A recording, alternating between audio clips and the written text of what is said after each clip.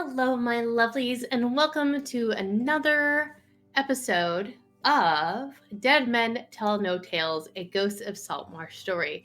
I am Tessa, your dungeon master, and I am so excited to be back this week. Special thank you to Matthew and Crackers for running in my absence last week. You guys did a fantastic job. I did catch the video on demand, and it was a hoot and a half. I loved it so very much. But thank you guys again for being so amazing. I'm going to go ahead and turn you guys over to Heather, aka Coral, for a brief introduction. Okay. Hi, everyone. I'm Heather. You can find me here as Coral, our Luchadine Bard, and you can also find me on a few other shows on the network, including Shenanigans and Geek Thyself. Alrighty. And Gwilyn. Hello, Autumn Blaze, also known on the internet as La Salanta Nariel. You can find me here in 2 shows on Friday, and my Twitter handle. Okay, and Jaffer. Hi, I'm Zach. I play Artificer. You could find me here primarily, or on the Nerdsmith Discord, where I run one-shots pretty much instantaneously. I can run them immediately whenever you need it. Because he's awesome like that. Fortune. Hello, I'm Jay. I play Fortune, and I did art on here. You can find me on Twitter, where I do other art stuff, mostly.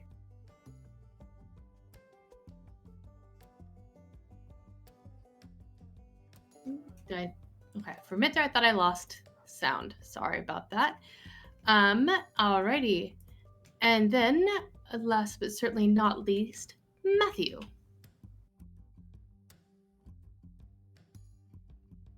Okay, I did lose sound.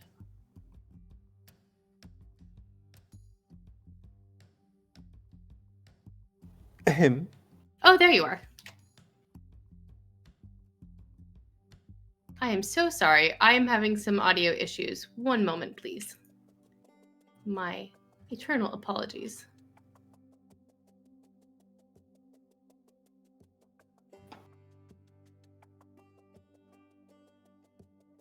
How's that? There we are. Sorry, some issues with Discord. Sorry. I think they're fixed now, though, so I apologize for that. Can everybody hear me okay? Yes. Alrighty. Okay, so not last session, but 2 sessions ago, our salty crew arrived at the shores of the Dunwater River, eager to meet Thraz, a lizard folk who they had heard had some information regarding the sale of goods and weapons from the pirate crew that seemed to have taken our Gellin. And when they arrived, they came into contact with several toad-like creatures and 2 very small lizard folk who were being lizard-napped, for lack of a better term, by these creatures. Upon defeating them, the 2 lizard folk hatchlings, Cheeto and Kapesk, brought the group into the proper part of the lizard folk lair and brought them all the way to the queen and her advisor Sorev. Queen Otha Kent and her advisor asked the group to take care of a small problem they were having called Thousand Tooth, who turned out to be a gigantic crocodile. The problem was that lizard folk find crocodiles to be sacred, and in this case, they were not able to hurt it because it would be bad form for their people. However, because it was eating hatchlings, they needed somebody to deal with it. Upon coming back victorious, the group was brought into a conclave to meet with Akolinth, Lokatha, Merfolk, and a whole bunch of other water folk races that are gathered to talk about the threat of the Sahuagin, which have been encroaching on the territories. Hence, the need for battle weapons and things like that. So the group stayed to listen, and they formed a tentative allyship with the lizard folk, feeling a little bit more at ease that the lizard folk were not planning to attack Saltmarsh anytime soon. And that is kind of where we left off. Did I miss anything? Sorry, I was trying to handle a bit of issues with sound at the same time as doing the recap, so. I've been told that I may be in possession of a fine new hat. Yes, you are in possession of a fine new hat, and I will let one of your other compatriots describe this hat for you.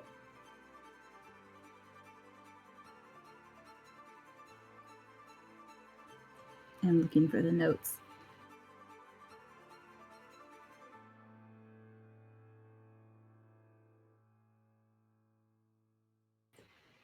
Does anyone remember where we got? Oh, it was after this fighting the frog people. That's right. Yeah, it was near the beginning. I did not put a description in. I just put helm of underwater action. Okay.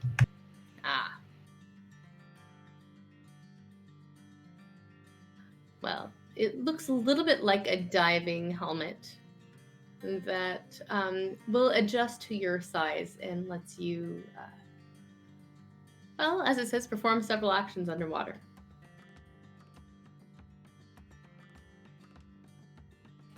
Including Marvelous. swimming. Yes. Yes, swimming. It's a strange activity in theory. We'll see how it goes.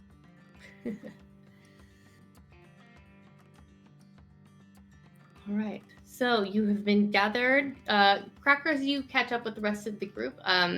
You took your leave of the ship and were able to. Sorry, I probably shouldn't be moderating and DMing at the same time. Bad me. So you were able to catch up with the group and found the whole lot of them sitting in the throne room with Queen Othakent and her advisor, as well as all of the sea elves and merfolk and the other people who had gathered. There was a huge feast going on of different fruits and a very interesting smelling but tasty crocodile feast.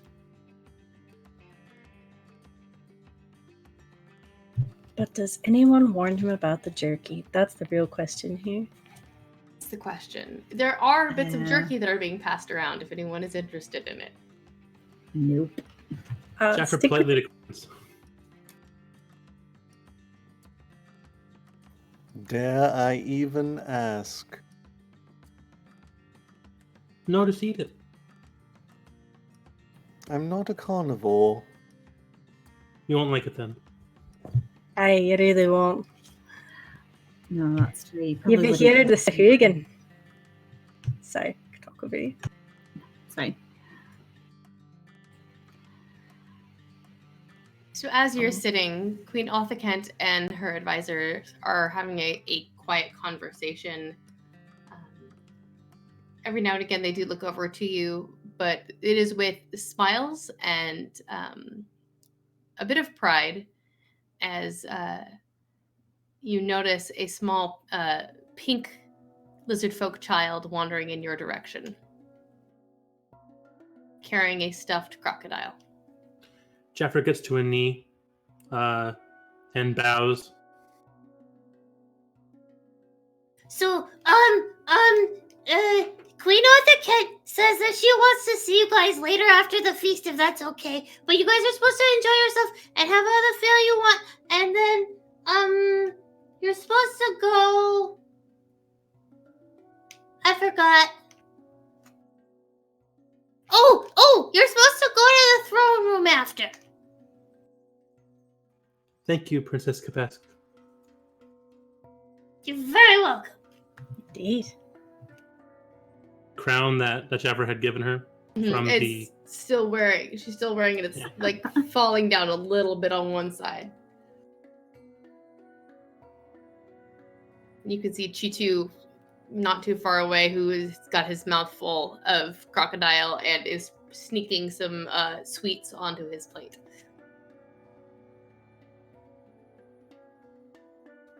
Well, shall we go see Watha Kent?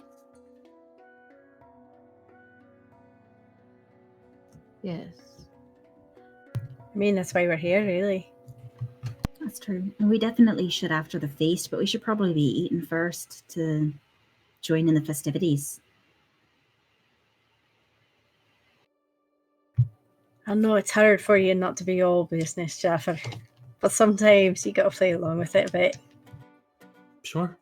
I understand that, I think. Yeah, besides crocodile's tasty.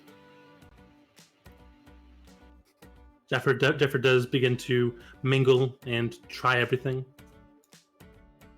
For the most part, everything is pretty tasty. There's some more interesting foods that are definitely not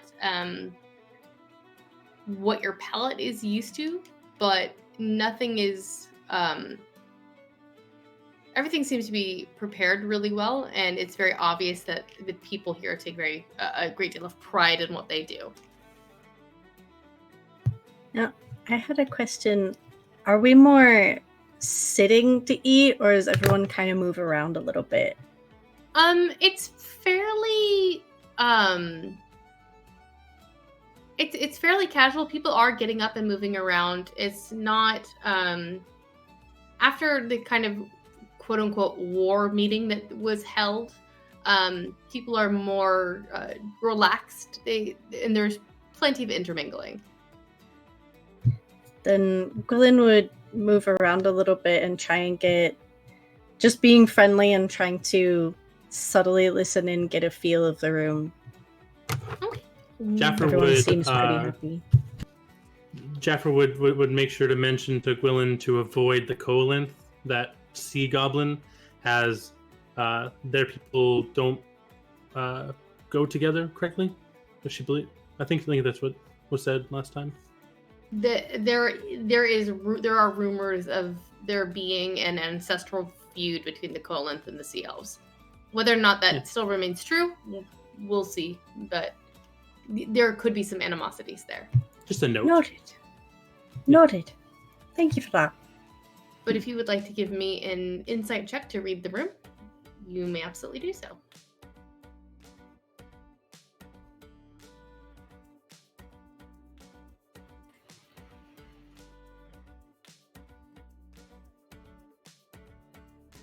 Yep, that's a stinky roll. That's a 4 total.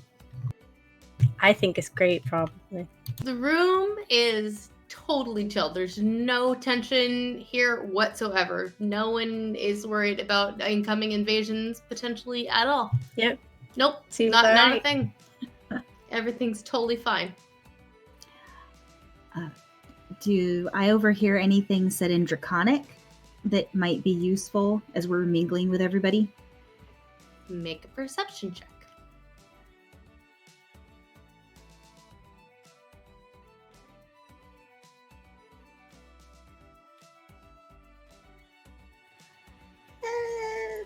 Okay, that's a 14. It's not horrible. You hear a few mutters of a large fortress to the north, full of Sahuagin. You hear a few people talking about the Baron and Baroness. And you also hear the term dragon thrown about in conjunction with the fortress.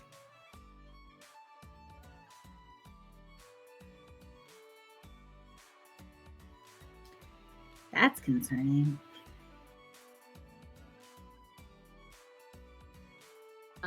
But it seems to be that a lot of people are trying to stay away from the topic. But every now and again, you catch whispers of it.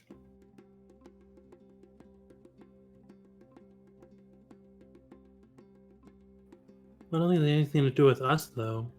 I mean, unless they ask us to go investigate that, I think that's just kind of... I didn't think of an animosity with the Sahuagin, but I don't think it's really necessary to really worry about that. Good to note, though.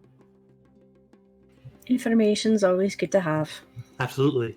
I definitely agree Good with job, that. Connor. Would be good to keep an eye on the dragon. Dragons aren't all bad. Right. Well, and I mean, if we have an alliance with them, then our town will be dealing with them as well. So we might be fighting on their side during any sort of battle. So it's good to know what we're dealing with. That's valid. Good intel to send back to the council.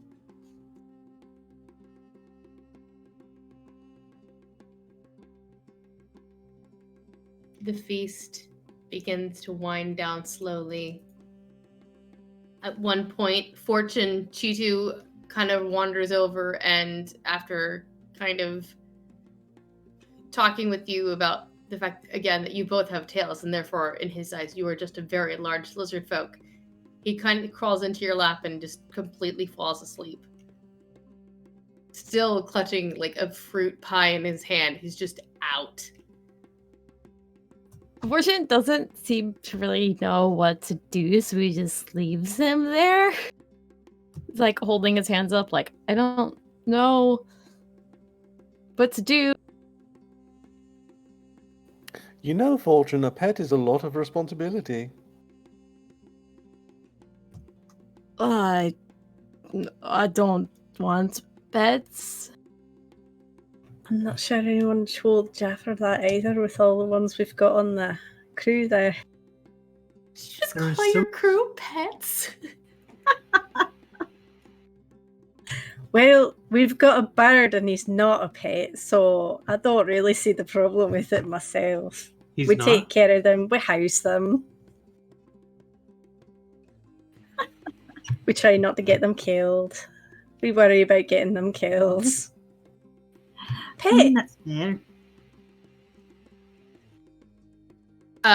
A few moments later, there is a woman that comes over and picks up Chitu and just kind of pats you on the head awkwardly, Fortune, and says in Draconic, thank you, and she hopes that he wasn't a bother, which I assume that Coral will translate.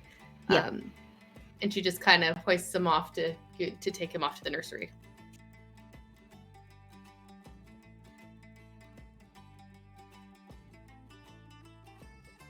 And the feast winds down. Queen Othakent retires back to the throne room. And you are left to your own devices for a while.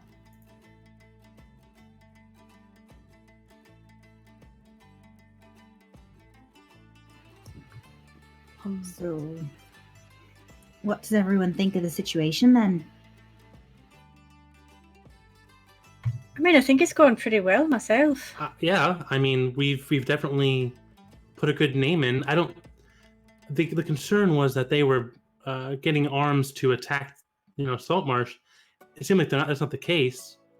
So I think it's okay. Was there another reason why we were here? We were trying to find someone? Yes, we need to find someone who knows where the pirates are going. Where I is just their realised I unknown? forgot. I realised I Thraz, forgot we're a pet. right? Yes, Is Thraz here? that's what we were told. Okay. Then we have a talking point.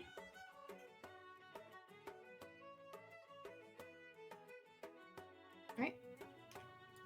Do you guys head off to the throne room to talk with Othakent and Sarv? Yeah. Yeah, Sounds good. we need to have the discussion. Make those alliances. So you head on into the throne room where there is been some bench seating brought in. so people can be comfortable rather than just, standing in front of the queen. It looks like she's actually come down and she's set up a circle of benches so that everyone is on even footing with everyone else. And while at the moment the Coalinth, Merfolk, and Lukatha are not in the room, it looks like she'll probably be having another council or ally meeting later on. But you are welcomed by Sorav and Queen, who both stand when you enter, smiling, and gesture to the seats. Please come in, friends. Sit. Thank you again for the wonderful service you have done for us. They look to Crackers. I'm so sorry we have not made your acquaintance yet. I am Sorav, and this is Queen Arthur Kent. It is wonderful to make your acquaintance. A pleasure. My name is Crackers, Lord Admiral. It is nice to meet you, Lord Admiral. Thank you for coming and helping. Of course, I am so glad that my associates and crewmates could be of service. We are indebted to you for your help. Glad to help you. Is there anything we can do in return to be of assistance? We're actually looking for a certain lizard folk who might be in your area. His name's Thraz. Oh, well, yes, we can. What is it that you're looking for with Thraz? We can arrange to have him brought here. Well, we've got some information that he might have met some people that we're trying to find, so we're hoping he'll give us more information on where we could get them or find them. Of course. Hey, if we could talk in private, that would be preferable. Absolutely. I believe that we can arrange that. If you'd like to wait here, Sorav can go find him and set up a private meeting space for you. That'd be much appreciated. And Sorav bows and scurries off. It does not take long for him to return, and gestures to you all, saying that he has set up a quiet space where you will not be disturbed and can speak privately with Thraz. As you follow him into this enclave, you see a tall, reddish copper scaled lizard folk with little frills off to either side of his neck. Almost looks kind of like an axolotl. And he smiles at you and stands as you enter. Hello, you were looking for me, I heard. It is nice to meet you all. Thank you for your help with Thousand Tooth.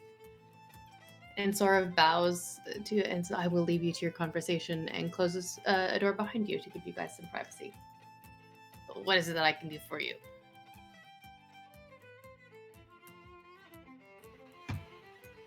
Well, we heard that you might have had some dealings with a certain captain that we're after.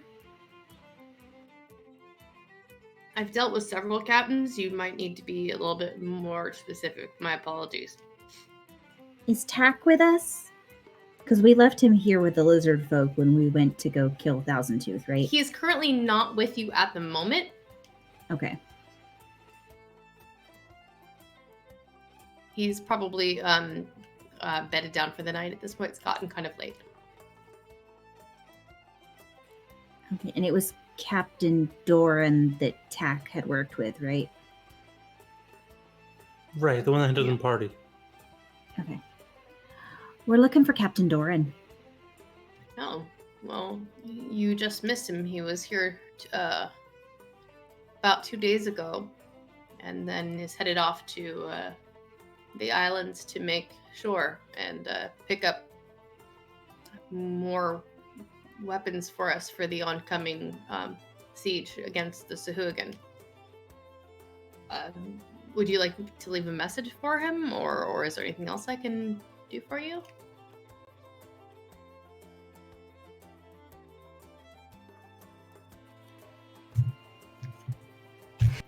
I feel like this.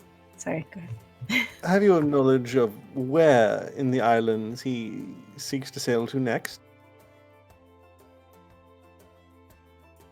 My understanding is that there is a port town about a week and a half from here, due west. That I can look up the name of it. I know he mentioned it once, but I can look into it. He mentioned that it's not too far from some sort of kingdom that he deals with. You'll have to forgive me, my comment is not particularly good. Coral switches to Draconic. If it would help, you can speak in Draconic. I can translate for my friends. That is a little bit helpful. It's more that some of the words between the two don't translate at all. Something about illicit leaders, something like that. Hey, that sounds about right. It's pretty close. How well do you know this captain, by the way? Have you known him long? Known him off and on. He doesn't stay long when he's here. He does what he's contracted to do and then leaves. He's been honorable in his dealings with us. He's never tried to shortchange us or alter our bargains at all.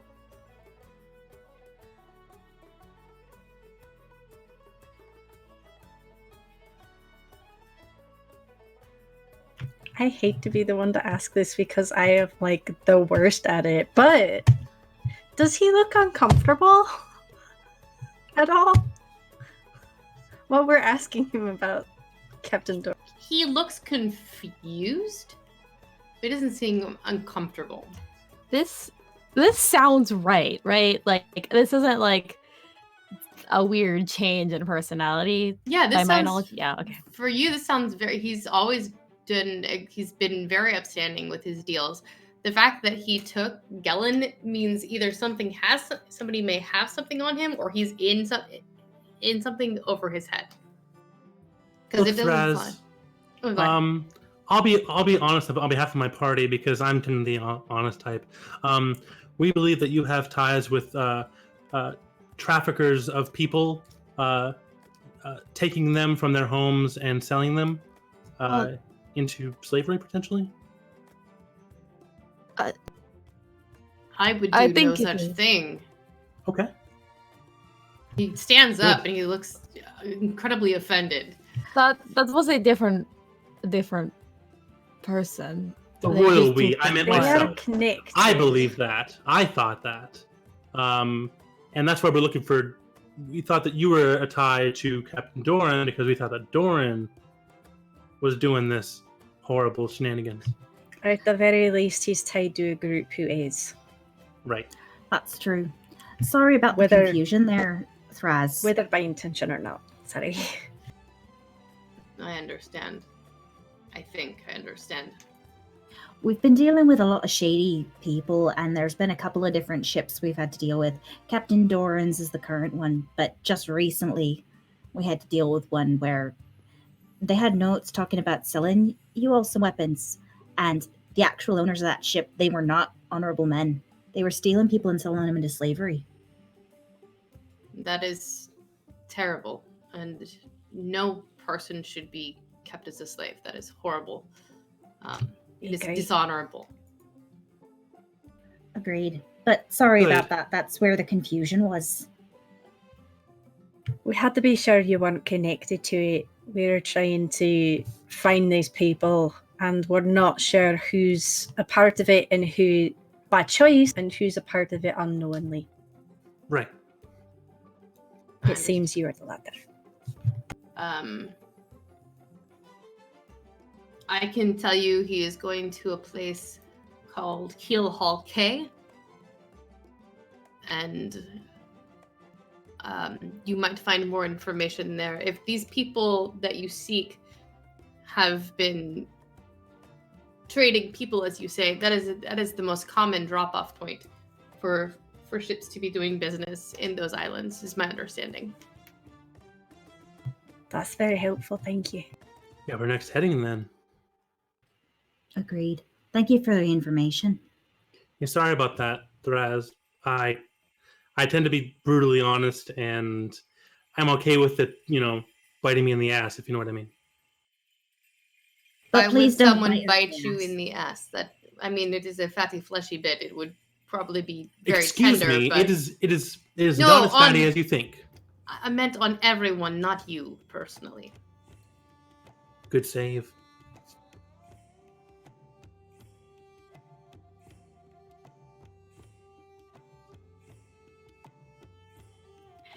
And so he kind of looks at all of you a little bit, a little more disturbed than when he first came in. But is there anything else I can help you with? I can, if you have. I've never been there. I just know that it is west of here, and I know that it usually is a week and a half to get there, according to Captain Doran and the others that I have dealt with. The information's very helpful. Thank you for your time. If we need anything else, we can send word. But that's Also, Tack's with us if you want to say hi. I understand you've had a lot of dealings with him and his brother. Oh, yes, I will say hello to Tack. Perhaps in the morning, as it is late, we will do breakfast before you all venture off. Excellent. Well, if you have no further need of me, I will retire for the evening. Thank you for that. Sorry if we kept you up. Oh, no, it is okay. Thank you all. Captain, Lord Admiral, and he wanders off. I hate him. Why do you hate him? He didn't do anything to you.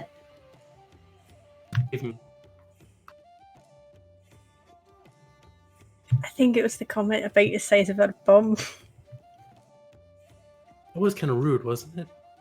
Not very tactful. Well, it depends on the culture. In some places, that might have been all right.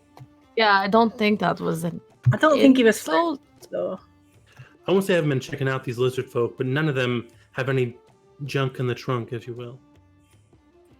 Well, you've got to keep eye level. You would be the one to notice. That's true. You've got to keep in mind also there's the language barrier. Dev is walking away. His common's not good.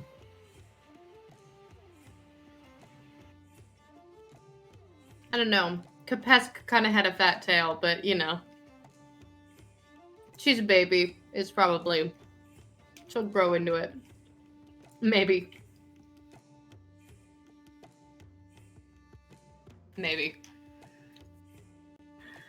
All right. Were we supposed to go back and talk to the queen more, or?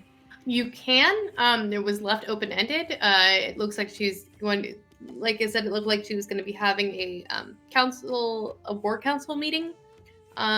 You've also been kind of dismissed for the evening. They have given you a place to stay if you didn't want to walk all the way back to the ships. You all have comfortable quarters here. At the very least, I think that we should refit our ship with supplies. Might be a good idea, right? Isn't that what we do? Agreed. I mean, I knew that, but we should do that, right? Of course you knew that. So you're a good captain. And the lizard folk are happy to do that. They are happy to outfit you guys with whatever you need for your journey. A lot of them are absolutely appalled by the idea of anybody being taken into slavery. It's completely unheard of to them that that's even something that would be done. And the fact that you took care of Thousand Tooth and that you are willing to be allied with the Queen in potentially helping against the Sahuagin at a later time lends you a lot of credit to them. So you are able to get everything you need for your ship. And unless there's anything specific, we'll go ahead and... Are there any Are there any representatives of the lizard folk population that want to come with us as a representation of their society to come to Saltmarsh and potentially on our journey as a crew member of our ship? Everywhere we go. They're not pets. Make a persuasion check. Are you sure about that? You know, eventually you've got to stop bringing people on. We don't have endless space.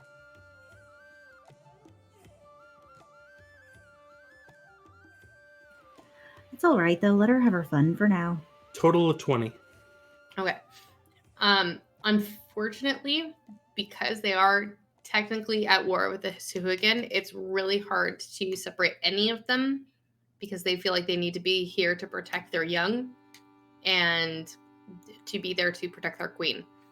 There are people who are interested, and they said perhaps when everything is over, they'd be happy to journey with you on your adventures, but now, unfortunately, is not a good time. Understandable. Good to put that out there. Mm-hmm. If we've kind of broken with talking to everybody for the night, Coral, having learned sending, is going to try to contact Saltmarsh to get the information to them about the possible alliance. Okay. Who is it that you contact? My plan was to contact her grandmother and tell her grandmother to go make sure she talks to the entire council, just in case. Even with Anders, I'm not sure exactly who I trust, so I want to make sure that the whole council gets told the same thing. Okay. And I trust my gran, so, But you don't trust Motley to tell everybody? I don't trust anyone on the council enough to be the only one I tell information to. That's fair. Regardless of how cute they are. So, what exactly did you say to your gran? Well, I would also have mentioned it to everyone else that I was going to do this. So if there's anyone who wants to have input on it, now would be the time. I trust Motley.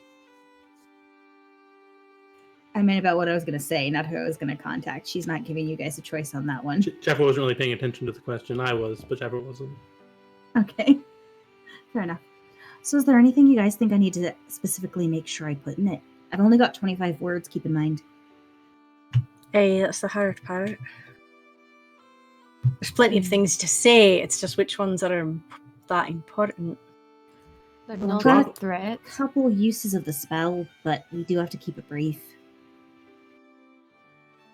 Drop all non-useful words. So it'd be like lizard folk, good, safe, weapons for safety against Sakuhagan. You could actually condense it a bit without that. Lizard folk. I'm trying to think how to say alliance with it. Just lizard folk, willing alliance, attacked by Sahuagin. Or something to that effect, so that they'd know that we were successful. And because basically what you want to get across is that the Sahuagin are attacking them and that they are not after us. Yes. However you think you should word that. And if you can, something about the fact they're willing to make that alliance. If you can. All right. Here's what I've got so far, and I'm sending it to Gran, so I'm telling her to tell all council. So Gran, tell all council. Lizard folk will an alliance. Enemy are Sahuagin. Maybe something about they're not the ones we're after, or they're not behind the kidnappings. Not with slavers, maybe. If you That's could a good fit way to that put in. Not with slavers.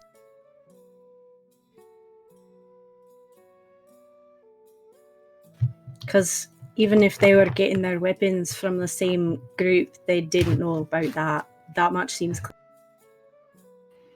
That's true. At least the majority didn't. Even if there's someone here that we don't know about that was in on that, it wasn't the majority.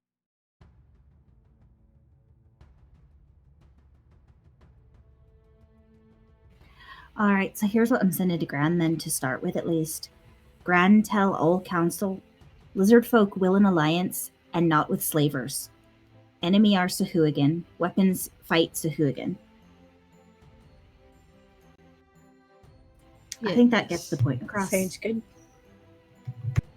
And she'll be able to respond, so we'll see what she says. Hopefully she can get the council roused and give them all the information.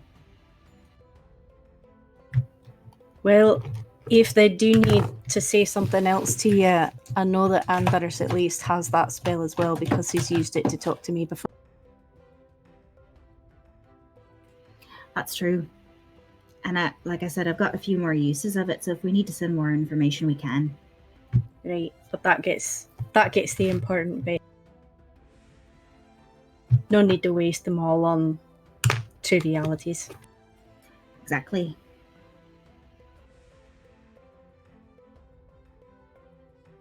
Is your gran a good judge of character? Is that why you trusted her?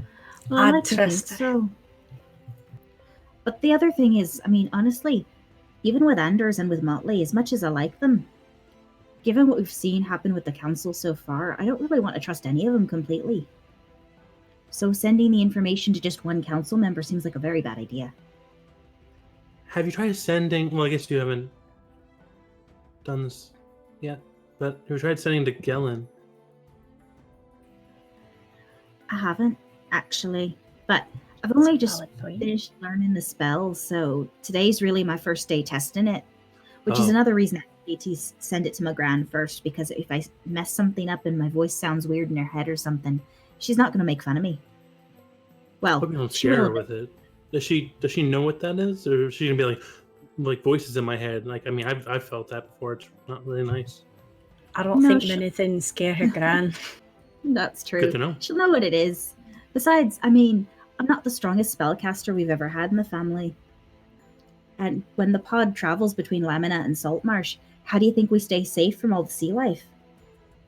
We may be the same size as you lot, but we're still a prime target for a shark. Leoman's valid. tiny raft is very useful.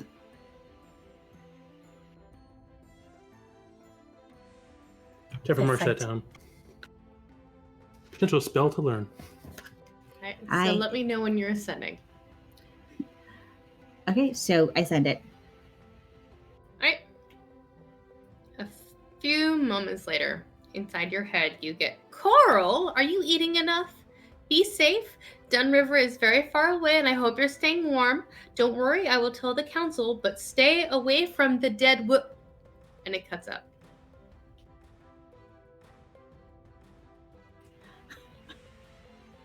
Oh, that face. Uh, What did she say? Well, she told me to make sure that I'm eating and to stay warm, and that Like her. Dunwater's very far. And then her message cut off right at the end, and Coral relays. So now the question is, do I send to her again to find out what she was going to say, or do we just leave it be for now? I've only got one more use of the spell, so we may want to wait just in case. Dead wood, dead worm, dead. Do we know Wookie? of a place? I mean, Do we it could know be of a dead place water. called Deadwood? You may all make history checks if you would like to know of a place called the Dead Wood, if you guys have heard of it. 20? 16. Just a 7 for me. Sad. This dice is going over there now. Crackers, did you roll or? Yes, but I don't want to talk about it. Oh, Same. okay. I feel So that. You've never heard of a dead wood, but you've heard of the dreadwood, and it could, which is nearby to where you're at. It could be that your granny was not speaking very clearly with sending, having never done it before. But yes, you've heard of the dreadwood. It's not too far from where you're at right now. It's not. I mean, it's just the woods, right? There's nothing too crazy about the woods. I mean, I think maybe she meant the Dreadwood. Oh, hadn't thought of that.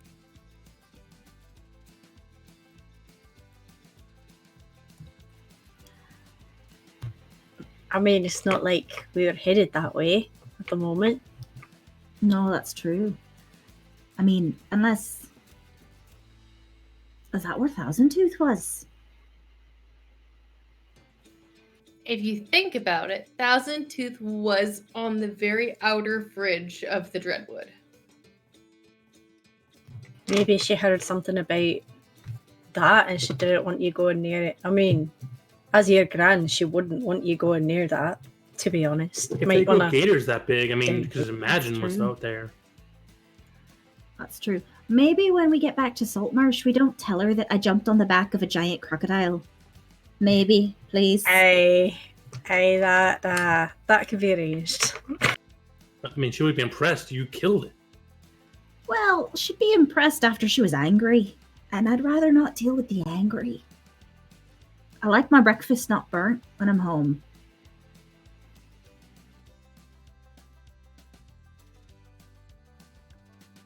It's a good point.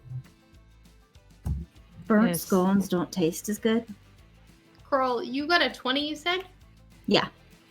Something tickles in the back of your mind with the Dreadwood, the word nightshade, but you're not sure why.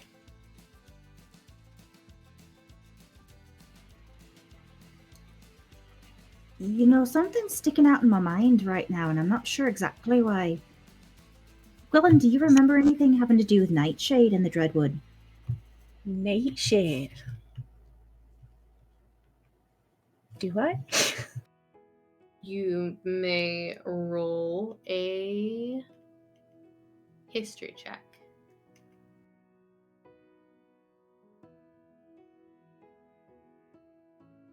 Crackers, you may also roll a history check, being a bard. You might have some knowledge of this. That's a 16 this time. 14. Okay. Now that she mentions it, Gwilyn, Nightshade does ping something in your head. You're not sure exactly what it is, but the name Granny Nightshade comes to mind. And Crackers, the Nightshade sounds familiar to you as well. Something about a fortress to do with Nightshade, but you're not entirely sure what the connection is. I do recall something to do with a fortress, which I believe there were murmurs of people talking about a fortress earlier, having to do, in some way related to Nightshade. Now I'm thinking of someone called Granny Nightshade, and I have no idea how that would be connected. That rings a bell a bit. I'm trying to remember. Was the Dreadwood to the north of the lizard folk? Yes, it was. Well, fuck. Oh, fuck. At the feast earlier, they were talking about there being a fortress to the north that the Sahuagin are holed up in. And they mentioned a dragon having to do with the fortress as well. I wonder if that's the Nightshade fortress that we're talking about with Granny Nightshade. They mentioned a dragon. Do you remember? I can't remember. Is the dragon Granny Nightshade? That doesn't sound like a great name for a dragon. No, it doesn't. All the more reason for us not to go there. Well, if we fight with with the lizard folk against the Sahuagin, we might not have a choice. I don't think it's our fight, though. Yet. Yeah, Jaffer, I have an idea for you. Since you like reading Run it books by and me. doing research, Yes, please. maybe you should research dragons just to be on the safe side. It can't Okay. hurt. Then you'd know about dragons either way. That's true. I heard him mentioning something about a baron and baroness as well. But it seemed like they didn't like talking about it, so it wasn't really coming up in conversation that much. I mean, when we get back to the ship, I could ask.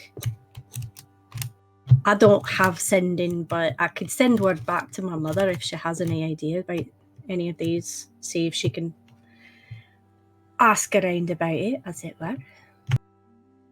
She knows a lot of people. That's true, she does. Alright. Well, we got the information to the council then. Gran will make sure they know. So we may as well rest for the night to get ready to leave tomorrow if that's what we're going to do. At least we know we're only a couple of Yes. days behind Captain Doran. Aye. Okay. Who knows? A fair enough wind, and you may just catch up to him.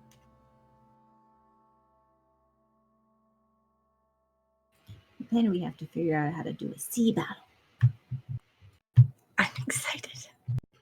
Before Jaffer does retire for the night, Jaffer would like to find someone of the lizard folk populace and ask if they had a library. All right. Give me an investigation check. Can't. If you said something, Gwilyn would go to. Does that give Jaffer advantage? I don't know. Sure.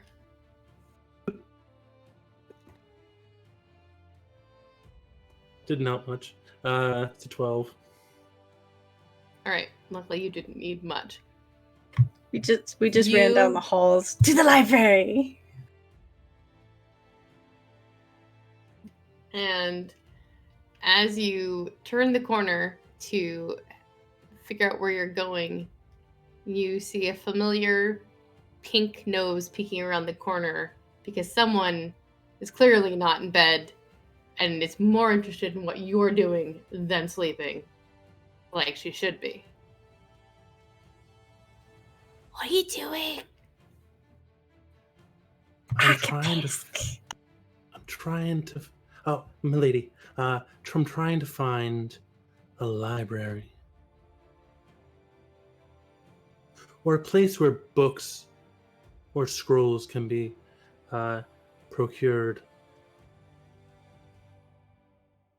I can take you, but you have to be very quiet. Oh, we can do quiet. Okay.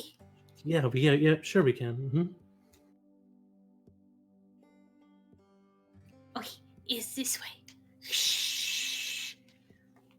And It's you. Kupesk starts sneaking down the hallway. And it would be very quiet if she was not doing her own theme music as she was walking down the Of course she hallway, is, yeah. which I will not do.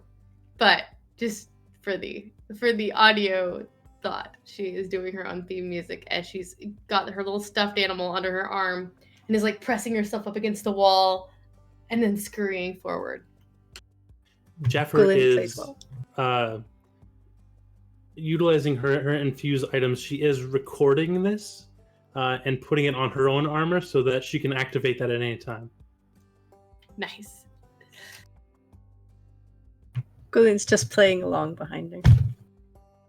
And a few moments later, you find a large room with several scrolls and things around. It looks like a classroom of sort. Okay. Here you Now, Lady Kapesk, do you know of You've been here before? Do you know how to Yeah. find things in here? Mhm. Okay. Can you find me, or help me at least? I'm going to look to find a book or a scroll or something on fortresses in the area, and potentially any kind of barons or baronesses. Yes. And she Fantastic. goes and gets a couple of scrolls and puts them down on a very low table. Why don't you both go ahead and give me a perception check?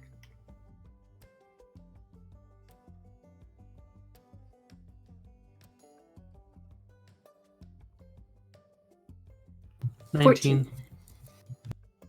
As you are looking around the room, things start coming a little bit more into focus. All of the tables and stools are very, very low to the ground. Jaffer, they're like almost perfect height for you. Everything is very brightly colored in here. There's brightly colored rug made of seaweed on the ground. And as you notice, even though you guys don't read Draconic, it looks very like there's maybe someone's ABCs are written up across the top of the room in bright colors. And you kind of get the idea that Kapesk led you to the nursery room classroom because it would be the only place that she would know of that would have scrolls. But she does bring you some scrolls and maps and things. There are lots of drawings around here of, you actually see a drawing of the 5 of you in crayon on the wall. Like people are capturing your likeness, and you've become quite a hit apparently with the children of the lizard folk. Jaffer scrawls down in her notebook the Draconic library or alphabet. Ooh, there you go. Nice. And definitely stares at the drawing of her for a bit longer than a normal person would. And she's little tears in her eyes. But what she brings you is a kind of a rudimentary map of the area, and you on the map you see 2 circles. One is directly north, and it's circled in red with a big like line through it, like don't go here. The other one is towards the northeast and has a darker kind of black circle around it, and it would be written in Draconic. I just realized you guys can't read it. I was gonna say if everything looked like it was in Draconic, I can still use that spell again for comprehend languages. All right. You see written across it Castle Spiral, Granny Nightshade. There are 2 separate fortresses, one directly north and then one to the northeast. So the red was Castle Spiral? The black was Castle Spiral. Okay, I thought so. I just want to make sure. Okay. And then the red was Granny Nightshade. No, it was unmarked. It was just a circle with a line through it. Like, don't go there. Got it. But in between the 2 is written danger.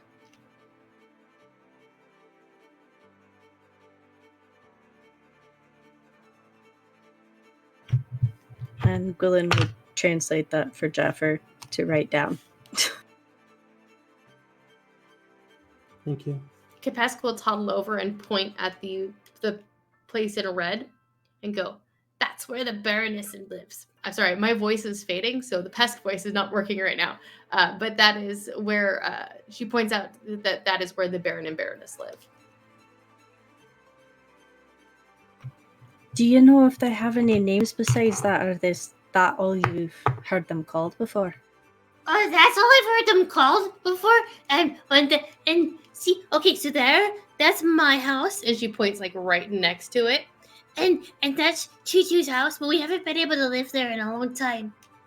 I was hatched on the way here, but that's where I'm supposed to be from. And did this Baron and Baroness chase you out then? I chased Or all of was- us out. There's a hooligans. Gotcha. Alright. That's good to know. I'm very sorry you're chased out. But I'm glad we got to meet you here. I'm glad about you too.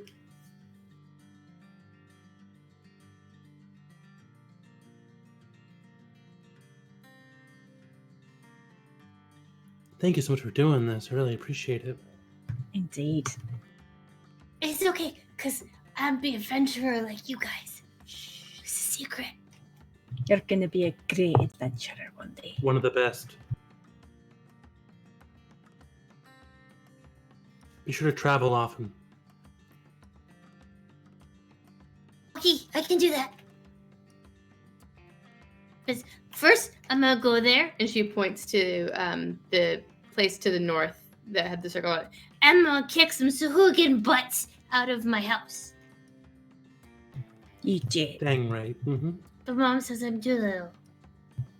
Well, you might wanna work on just a few things. Just to make sure that when you do take them out, you do it really well, and then you'll be a great hero. Yeah. I know you'll do it. Okay, It just might take you a bit. You gotta train. I gotta be big and strong like Jaffer. I Right, can do it. like Jaffa. I mean, some of the smallest people can make the biggest bang, right?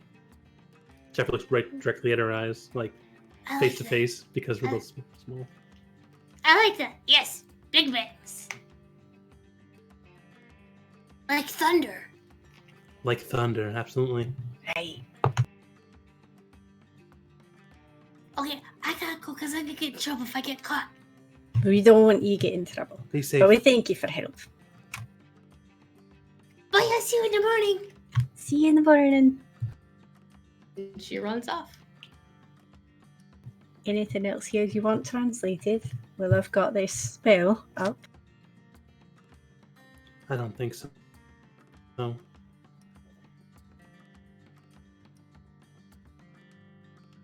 Let's retire. Alright then. Well, we learned a few things. That's good. Sure.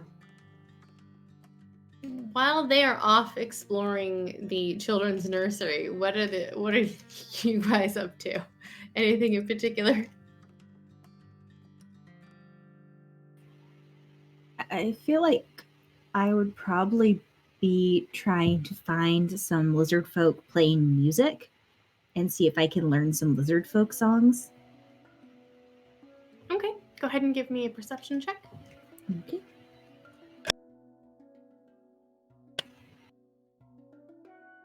That's a 19. You do find a group. You follow your ears to a group of lizard folk who are sitting around a small fire and just staying warm and enjoying some quiet music. And they welcome you in to play with them. I will definitely do so.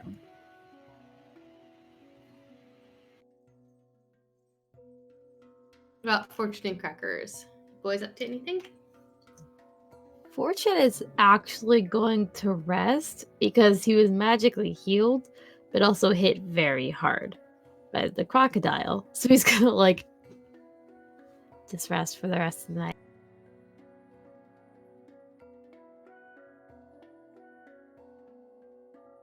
What about our Lord Admiral?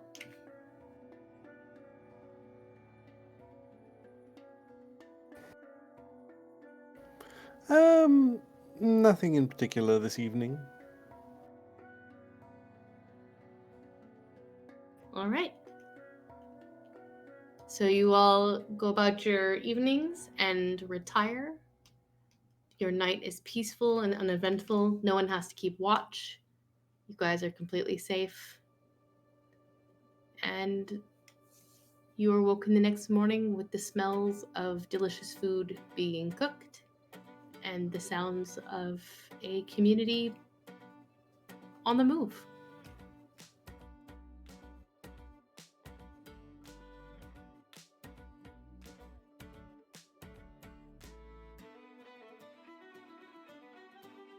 You make your way to the breakfast tables, and you can see Thraz talking with everybody, and because my brain just forgot his name. Tack. It was Tack. And Orville? Thraz and Tack. Thraz, Tack, and Orville all sitting together, eating some breakfast and laughing together.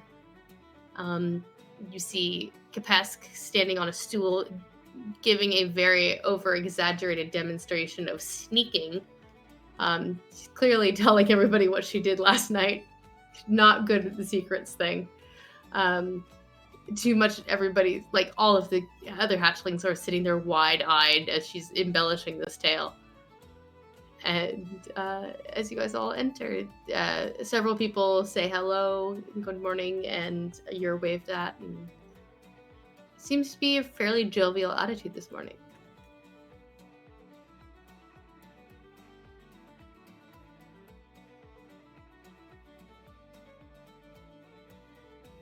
And we didn't hear anything back from Saltmarsh yet, correct? No, not yet. Nobody really has sending to get back to you.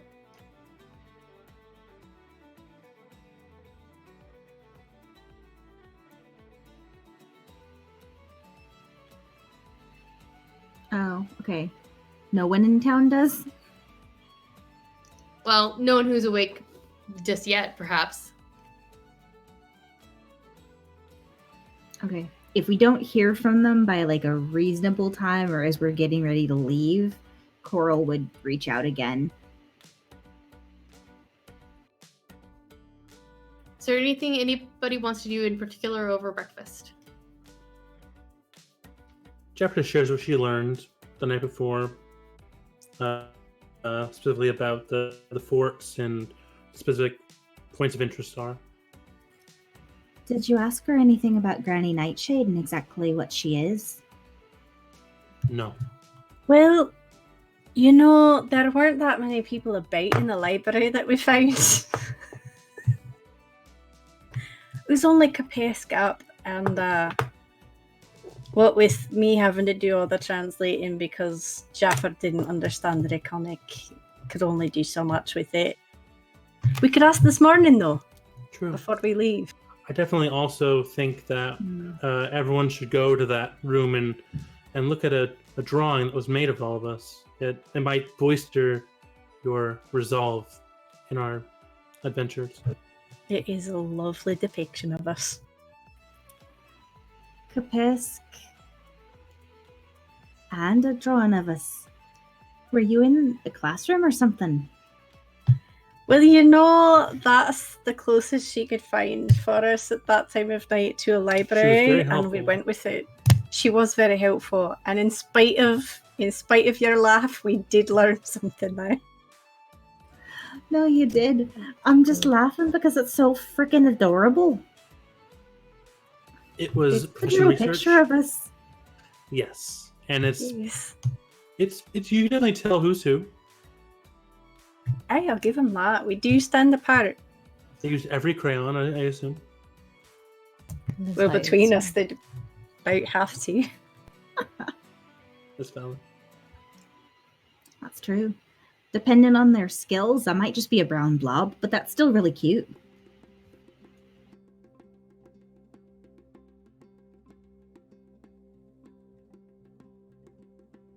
All right. So you guys sit and you eat your breakfast. Does anybody try to find out more information about Granny Nightshade, or are you, Coral? As you're wrapping up, you get a sending from one of Gwilyn's family members. It was one of Gwilyn. Is there a member of your family that might have the ability to do sending? I was going to say the best would probably be Dwarven Wizard. He's the one who taught her the spells she knows. He'd know it. And he taught very.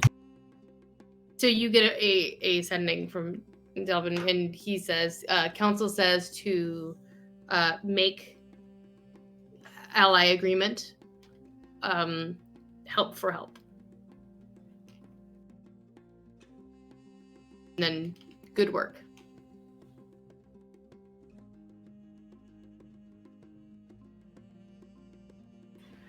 All right.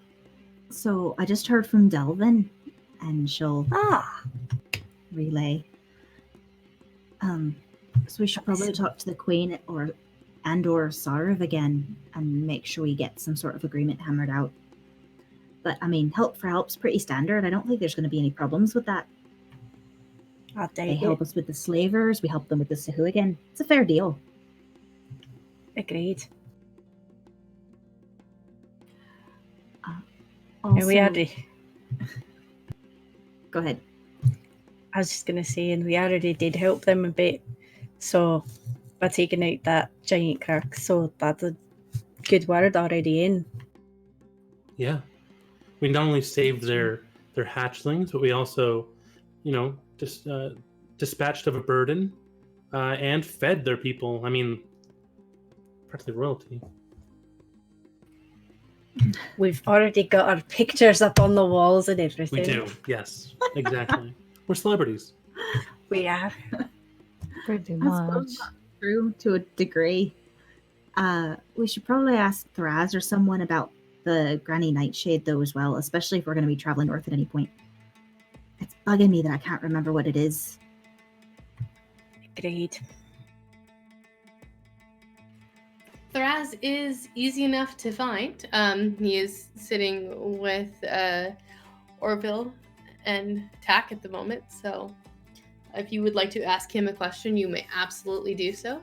And Queen Othakent and Sorv have descended, and you get the idea that her title, while she definitely is the leader and he is her advisor, it's a lot less hierarchical than you thought it might be for a group that has a queen. It seems like everybody is treated fairly equally. Even though they are displaced from their home, there's a general sense of camaraderie and even hopefulness that kind of just settles through everyone.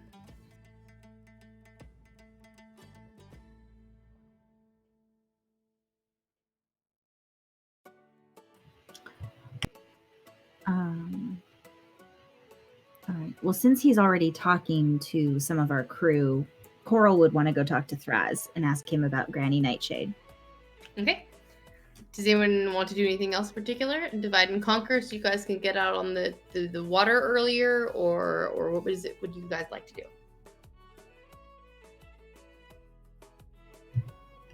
Glenn's willing to do that. Either to Lord Admiral, you do have the highest rank here. You would be in a great position to make allyship arrangements as a representative of Saltmarsh, should you choose. Yes, I believe that's most appropriate.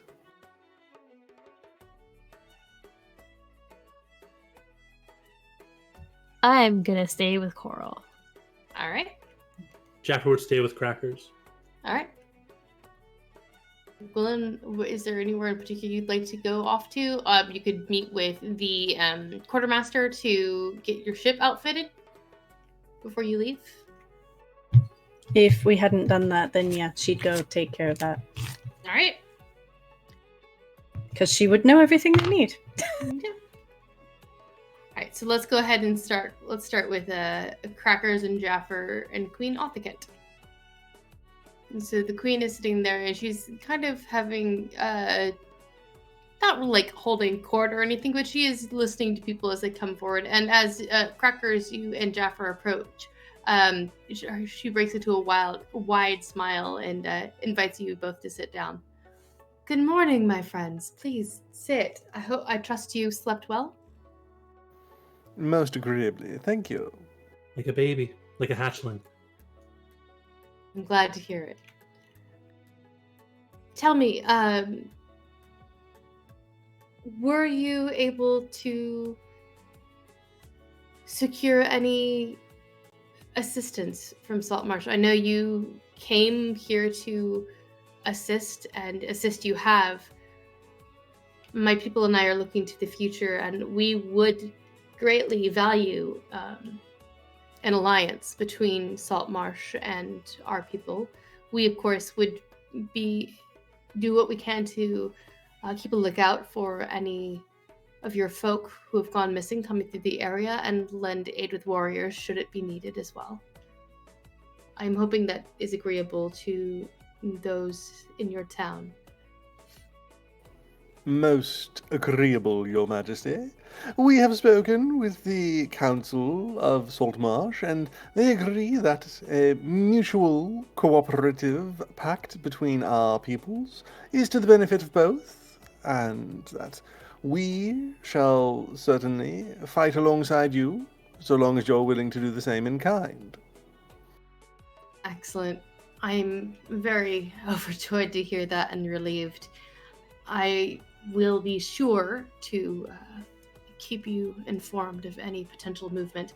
As now we are still just gathering allies, we don't believe that we are nearly ready to try and take back our home, but with you by our sides and a few more allies, I hope that sometime in the near future we could do that. Thank you. Until then, please just let us know how we can be assistant to you and the town of Saltmarsh.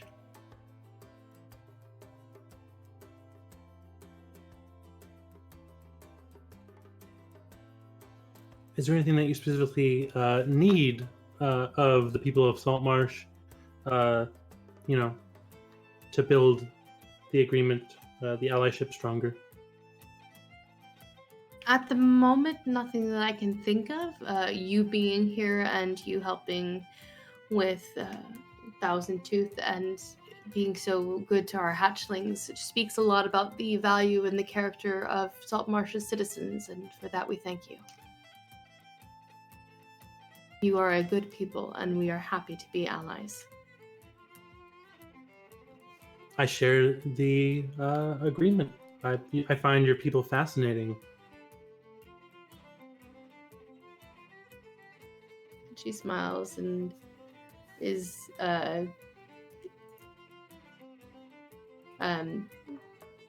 just happy to be making conversation with you, and it seems very pleased. Does anyone of your people have a way to, via arcane means, speak over long distances, so that we may be reminded, or at least made notice of when you are prepared to make an assault on the Sahuagin? Oh yes, Sorav is quite an accomplished spellmaster. Excellent. He nods humbly. I know for a fact that Coral has the ability to do the same thing, so we should be able to keep in correspondence rather easily then. Excellent. I'm glad to hear that. Please feel free to avail yourself of any supplies that you need before shipping out. Lord Admiral and Captain, it has been our pleasure to have been your hosts. We're happy to be hosted. It's a pleasure and an honor, sincerely.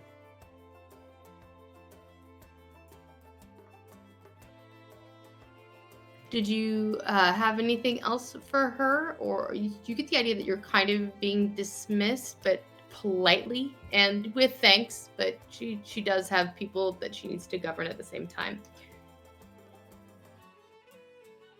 Kepper doesn't have anything. Quillen, I think you we are should be on our way. Oh, excellent.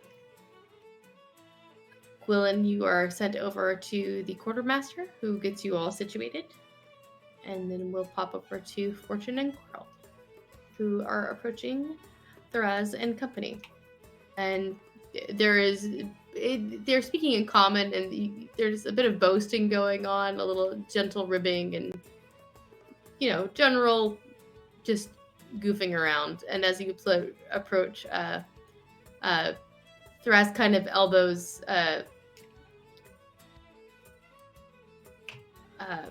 Orville, like, shh, she's coming. And You get a giant smile as you both head over. Good morning. What a pleasure. You care to join us? We would actually, if you don't mind. We've got a couple questions we thought you might be able to answer for us. Of course. Pull up a seat. Morning, Fortune. How are you? Good. Don't worry about being too serious or anything. The captain's That's a good point. and the admiral. That's a good point. That's fair. So we were wondering if you could tell us more about Granny Nightshade. Oh, why do you want to know about the night hag?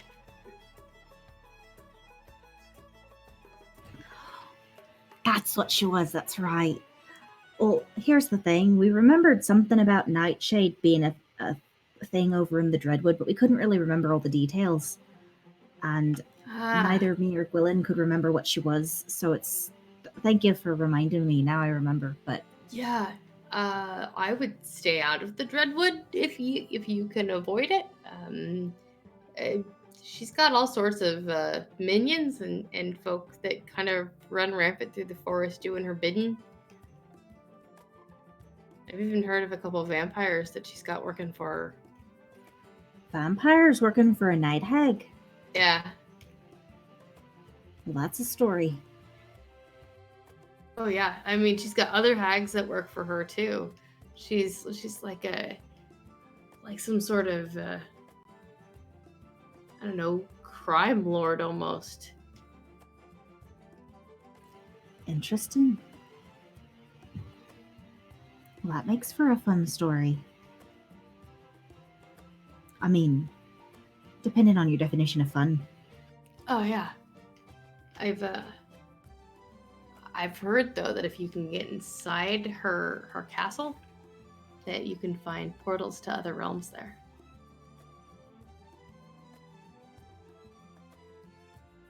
That's interesting. But you got to be careful because I've heard it's so dark when you enter there that even folks with night vision or dark vision have a hard time seeing.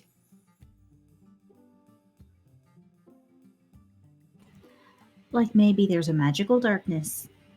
Yeah, it's something to do with the fact that she's a night hag and ruling over the depths of the forest. I've heard of a couple of people who've gone in there and they just went crazy from nightmares. Oh, that's good to know. Just But in I've heard case that we there's decide to go there. huge treasure to be had. Aye. Seems like those bad ones, they always store up the treasure. Oh, Someone should tell them they don't get to take it with them when they die. There's that.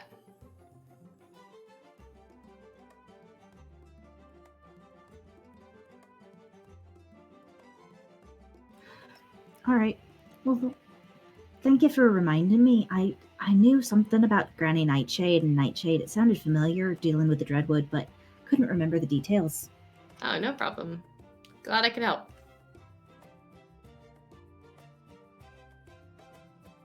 So what were you three whispering about when we came up then? Oh, just, just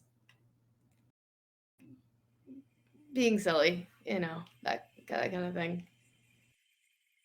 And Thraz kind of looks confused for a minute and turns to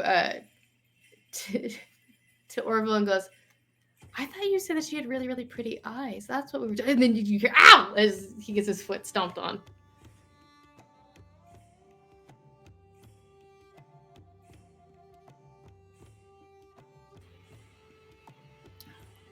All right then. Well, we'll see you on the ship.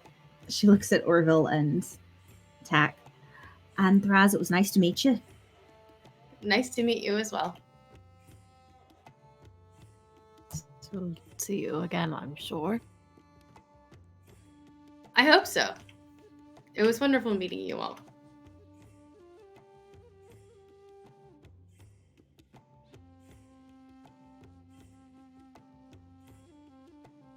And if there's nothing else that you guys need to do, you are.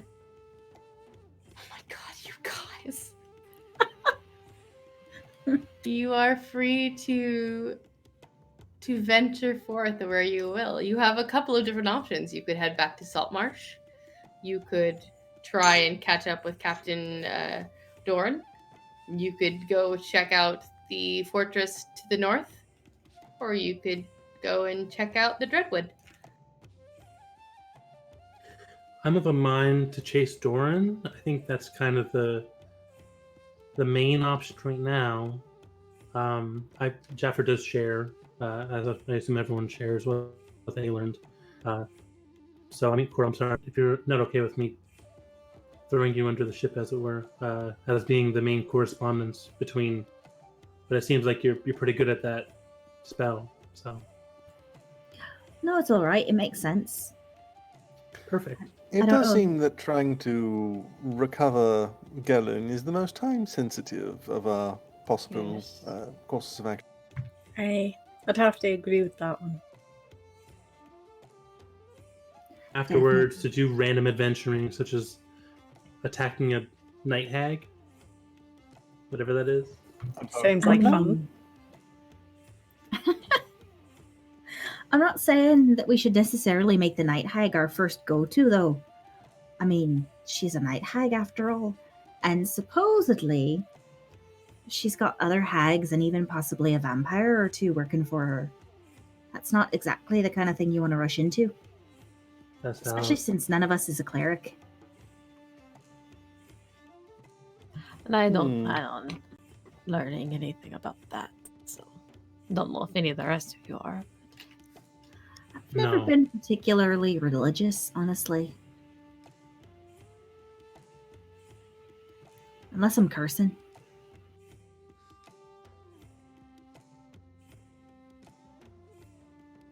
So I think back to the ship then, hey?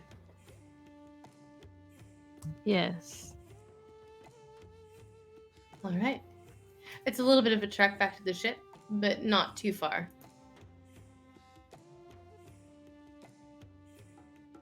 And the sky is clear.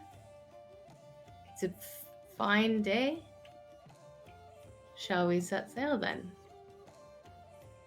Aye. Definitely. And away you guys head out into the beautiful clear waters. I would like everybody to give me a d20 roll, please, to see how the day's travel goes. 16. 6. 13.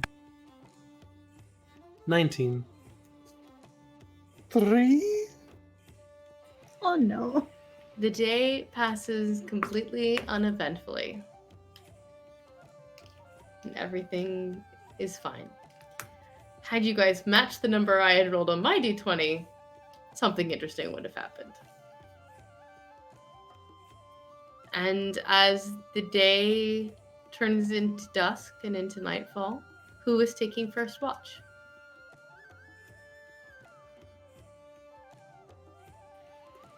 I don't mind doing that. I still have a little others from captaining. That's fair. I'll take one of the middle watches because I have dark vision. I'm happy to take any night watches. Okay. The morning watch suits me quite well. All right. Fortune, it sounds like you get the night off. Yeah. Alrighty.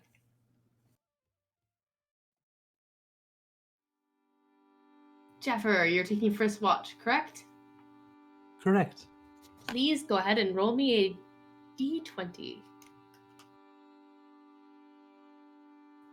4. All right. Nothing. Your watch is peaceful and uneventful. Coral, please roll me a d10. A D10. Okay. That's a 6. Your watch is peaceful and uneventful. Gwilyn, please roll me a d6.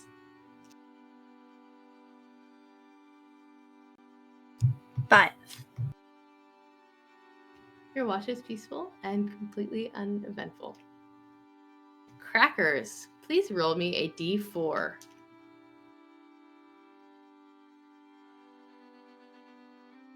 I don't like how this is going. I will do it the opposite way next time if it makes you feel better. A 2. All right. Crackers, as you are enjoying the early morning air, there's a little bit of mist on the horizon. Everything seems to be very calm and peaceful. You think you see a glimpse of something in the distance, not too far away. It's looks like potentially another ship. Maybe you managed to catch up with Captain Doran. It's been quiet so far. You've had a good, strong headwind. And the boat in front of you doesn't seem to be moving. As you get a little bit closer, as you're sailing forward, even with the wind, the boat appears to be at a dead stop. You can see tattered sails coming into view. Great holes have been ripped through them. The boards of the hull seem weathered with age and almost completely, maybe even eaten through at points. Who is at the wheel? Nobody. No, of our boat. Oh, okay. I was gonna say there's no one at the wheel. Dun dun dun. Currently at the wheel is, let's see here.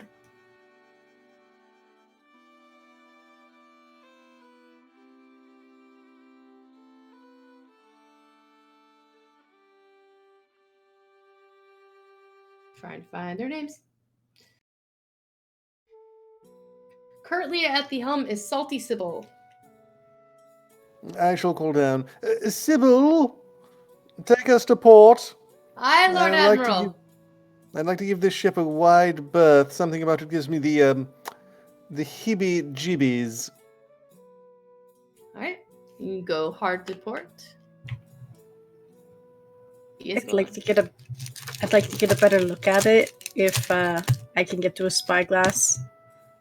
Just if there's any remnant of a flag left, if there's any sign of anything going on the ship.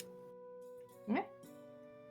You may do. As the boat shifts slightly, Gwilyn, you are acting captain as Jaffer is getting ready to come back on board. You do feel the boat turn off of course a bit. So if you come on up, you can see a ship that looks very decrepit.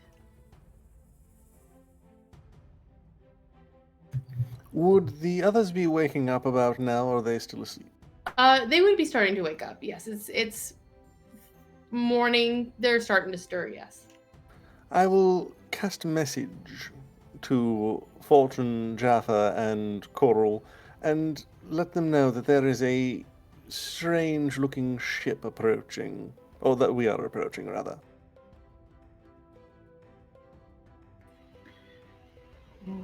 That's potentially interesting. And Coral's gonna rush up onto the deck to see what's Jaffer going as on. well, excitedly. Yeah, Fortune will follow. Jaffa's finished getting dressed first. She like goes down and like grabs her boot and fine, like pulls her shirt down a little bit. Whatever. What do you care, modesty? You're the captain. You must be presentable. I still have like an hour. Quinn Don't sass would, your Lord Admiral. He outranks you. Quillen would get a spyglass at, like I said, but she'd also call up to whoever's up there to keep an eye on it and let her know All right. if they see anything about. Any activity is how she would put it. Do I see anything about any activity? You see glimpses below deck of different colors coming from a porthole. Looks like maybe spells being cast below decks, perhaps. There There is I definitely think I see some spell activity. work. Well, that's concerning. It's also possibly a rave. Well, that's exciting. Ghost Very ship long one, it rave. is. Let's Let's go. I'm down. Oh, it's too early in the morning. We're too late for a raid. No one that's around is someone that's, you want to be around. As we get closer, do I hear an unt, unt, unt, unt? You do not hear any sort of music coming from the ship, rave-like or otherwise. In fact, Probably not a rave. it's eerily silent. Does the ship look familiar in any way? Why don't you make a perception check?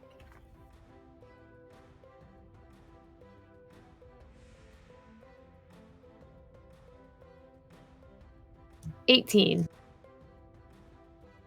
As you get a closer look, you are peering at it hard.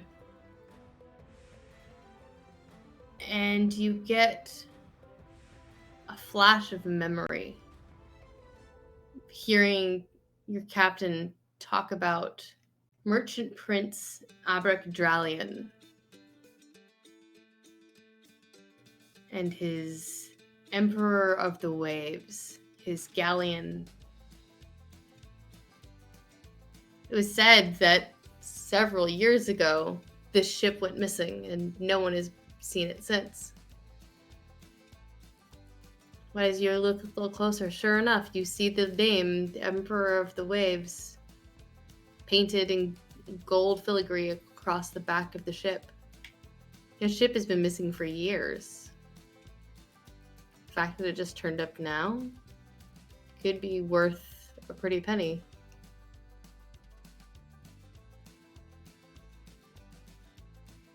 That's Pirate Prince's ship, and it's been left behind somewhere.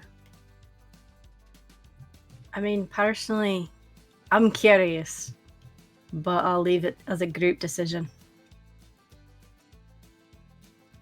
Put it Agreed. to a vote. Yes. There's definitely magic afoot. We must be cautious. Agreed. Oh, aye. Caution, but still, I don't think we should just sail on by. No, caution to the wind. I think we got this. Does Fortune tell us about the Emperor of the Waves situation? Yeah. Even more so now.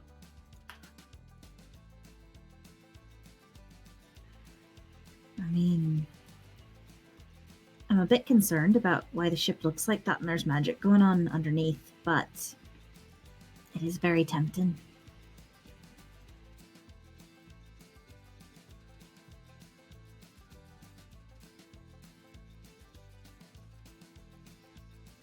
Maybe the people were left behind on the ship to get it in order to move so it can be resold.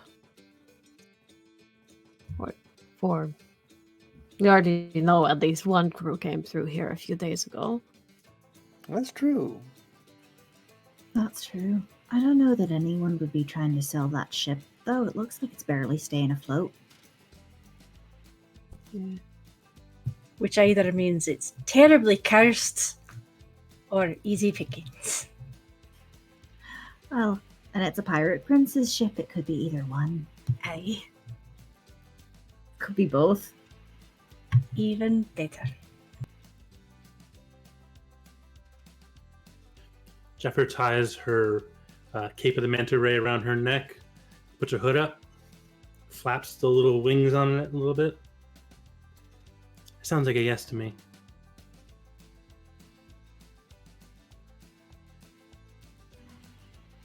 Crackers, did you start wearing that helmet we found for you yet? Yes, it's a rather odd fit. I'm not used to having things on my head. But yes, it's functional.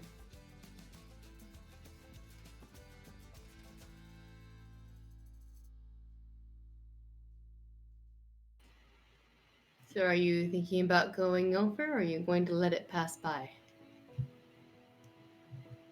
I think we must explore. All right. If my players would be so kind to join me in roll 20, there is a map. At least of the first floor. I will put up other maps as they become relevant. For those interested in our chat, I did put a picture of the ship that our crew has come across, so you can see its interesting and intriguing interiors and exteriors.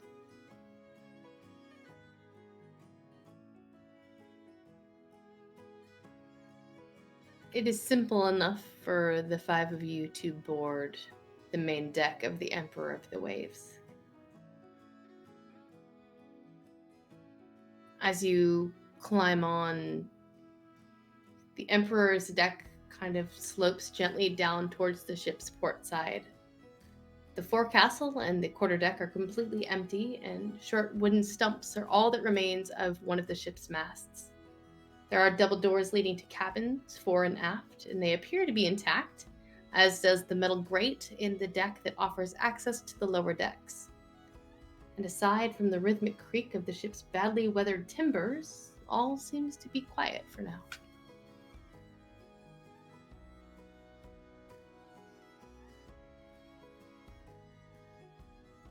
If you'll give me one moment, I need to look something up very quickly. If you guys would talk amongst yourselves for a few moments. Right, so Crackers, where exactly did you see those lights? You said they were down below. Yes, somewhere down below. There, I saw them through a hole in the hull.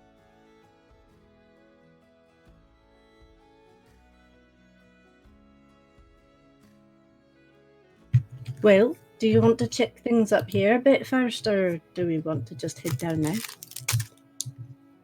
Might Miss- as well look around up here. Couldn't hurt. Agreed. Look around. Maybe, since it looks like magic, how do we feel about this? Do we feel like charge in after we've checked the top of the ship, or do we feel like maybe try a sneaky approach if we can? Stealth is always beneficial, I feel. Yes. Okay. I'd have to agree. We don't know what we're dealing with, so quiet and sneaky is probably a better way to go. Right. If there was no hint of magic afoot, then I wouldn't mind just trying to get through this as good as Fair enough. possible. Because this might sink for all we know.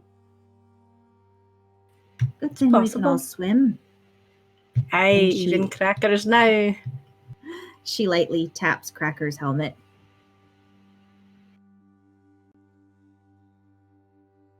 All right. So you guys are exploring the main deck first before trying to go below, is what I heard? Yes. All right. So are you going to the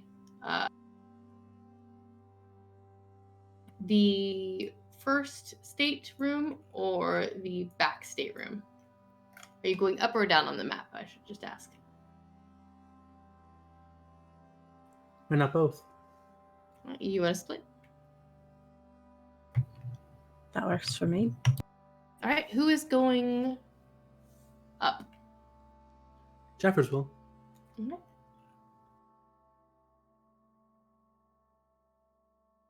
I shall go with Jeffa. All right.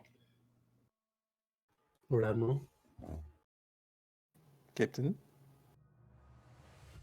And the rest of you heading down? Down. All right. Yes. All right. So let's go ahead and we'll start with those going down first. Sorry. I need to take a moment because I have a... The second it left my mouth, I was like, that's terrible. And I couldn't recover. I'm so sorry. I am 5. Good lord. Okay. I was okay until I made eye contact. Then I had a problem. Should just not look at any of you. Just like, nope. Because I immediately wanted to make a terrible joke, so, okay. All right. Great. Yep. All right, so the Gwilyn, Fortune, and Coral, the 3 of you head down into the aft cabin. It's easy enough to get the door open. It doesn't seem to be stuck or locked or anything. And as you open it, you find a rough stone altar in the middle of the room. There are a bunch of strange markings covering the surface. There's dried mud cakes on the floor around it. Looks like maybe offerings of some sort. And the corners of the room are piled with garbage and debris. There's cut wooden logs, smashed furniture, torn sacks, shattered crates, and small piles of dried palm fronds. There is a staircase that descends from the southeast corner, and an acrid odor fills the air. It looks like this was once the captain's quarters. Captain's quarters, and now there's an altar. That's concerning, Just a bit. especially given what it looks like. Aye. Is there anything discernible about hers, or is it just plain stone? If you would like, you may make a religion check. And anyone who is investigating may make a perception check.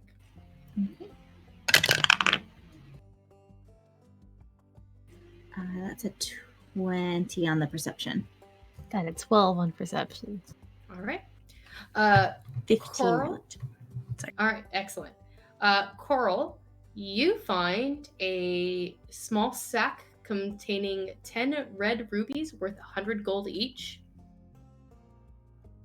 Fortune, you find several small spiders just around the room, kind of.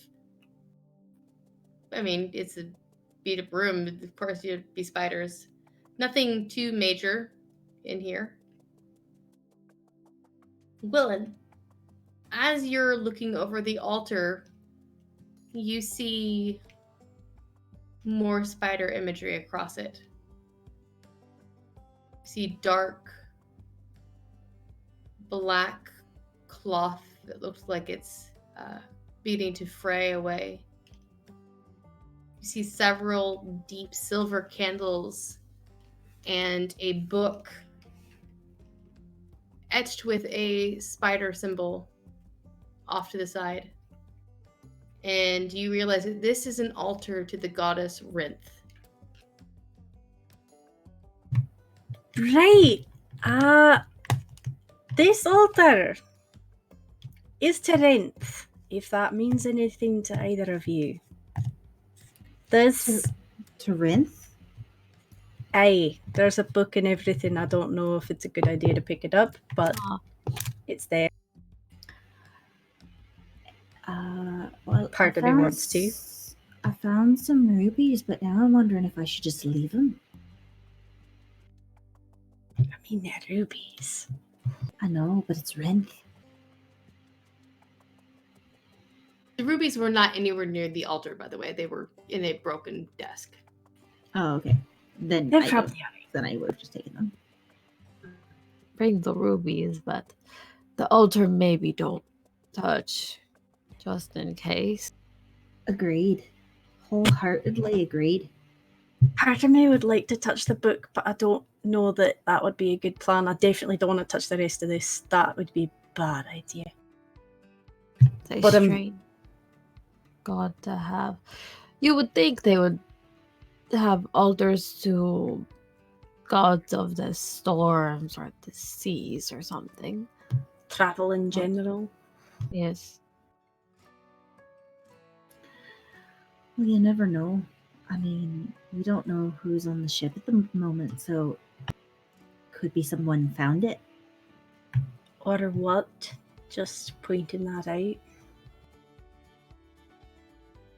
And stairs down below the creepy altar. Anyone want to split the party further, or maybe wait? Maybe we should tell the others what we found.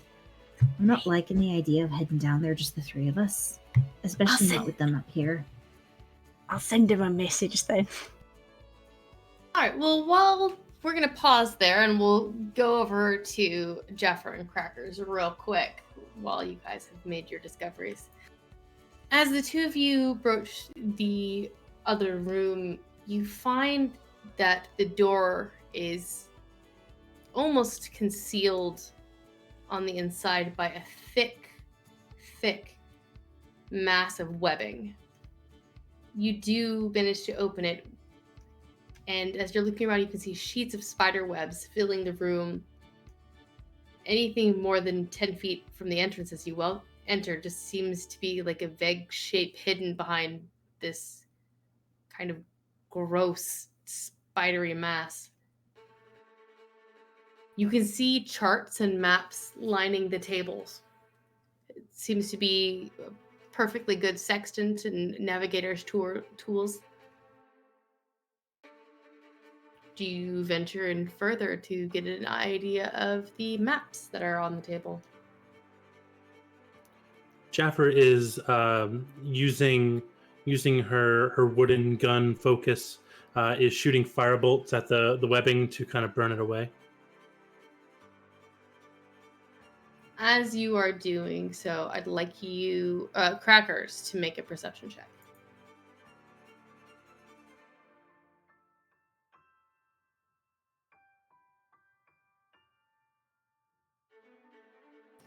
Seven.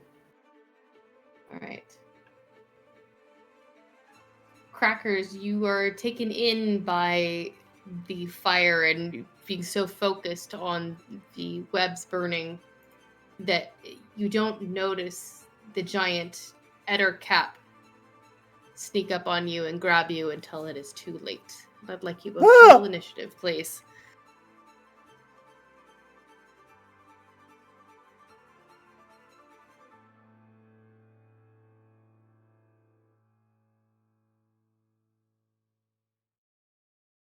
+19. Ooh, what is your dex modifier? +2. Alrighty. 6.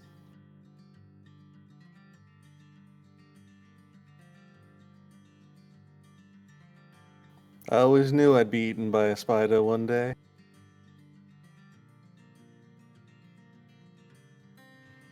So the Eder cap tries to grab Crackers to eat him.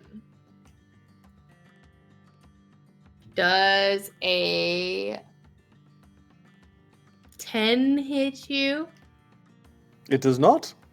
Alright, so it misses the grapple, but then it tries to bite you anyway. And that's an 8, so he doesn't manage to bite you either. And that it becomes Jaffer's turn. Okay.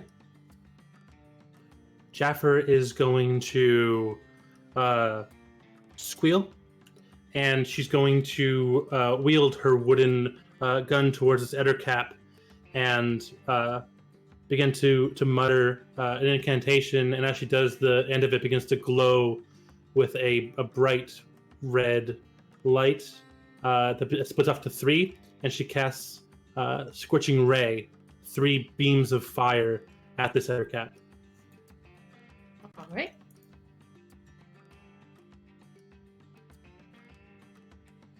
It's a 17 on the die. That hits.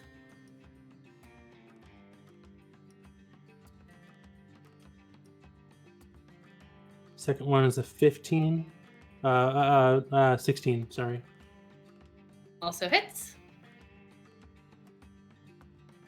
And the last one is an 11. That one does not hit. Okay, so I will roll 4d6 for fire damage against this guy. All right.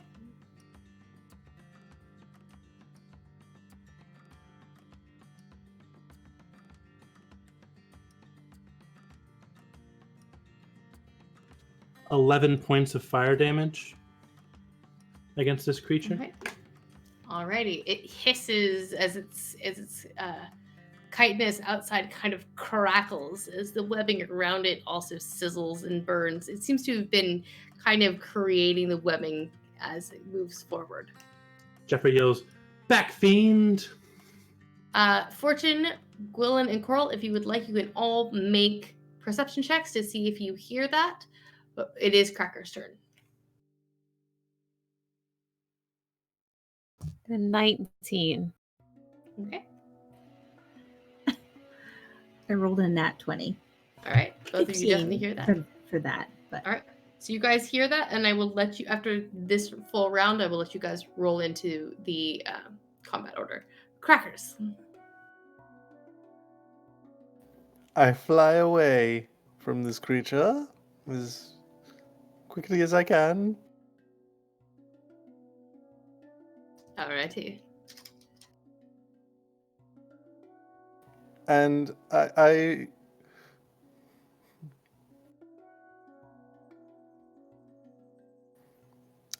sadly do not have a lot of offensive spells. I shall attempt to cast Vicious Mockery upon this creature and insult its arachnid heritage. Alrighty. It must make a wisdom saving throw. It is not particularly good at wisdom. That's a 10. No, it fails. Oh, goodness, good.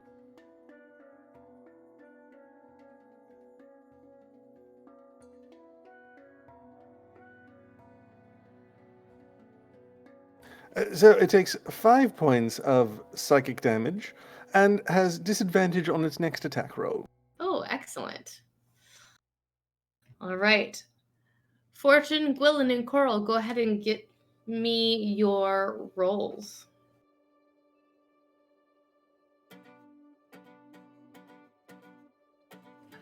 A 10. 5.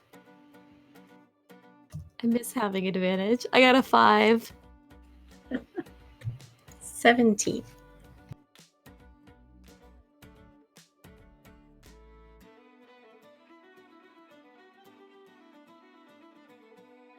What did you get, Coral? 10.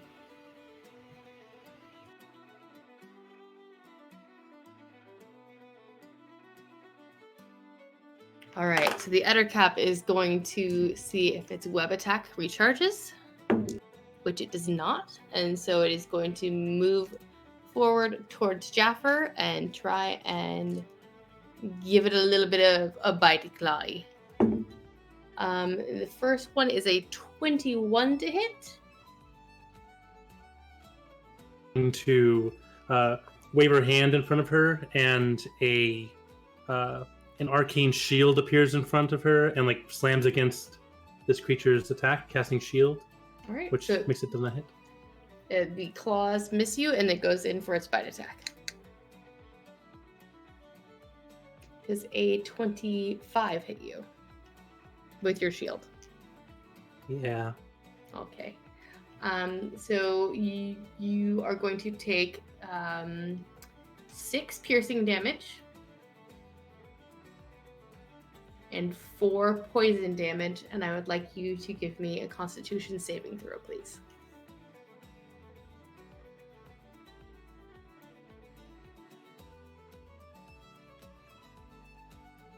That is a 21. All right, you are not poisoned.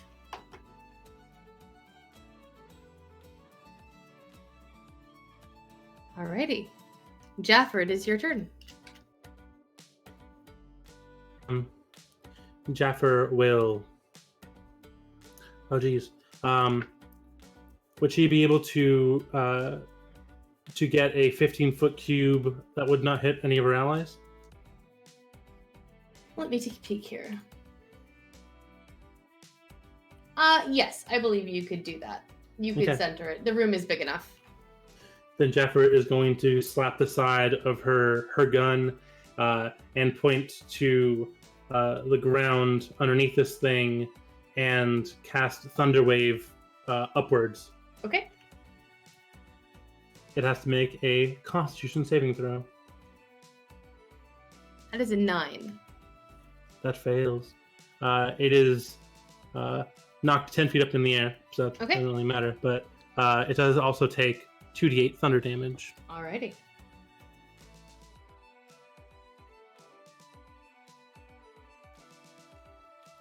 That is 7 points of thunder damage.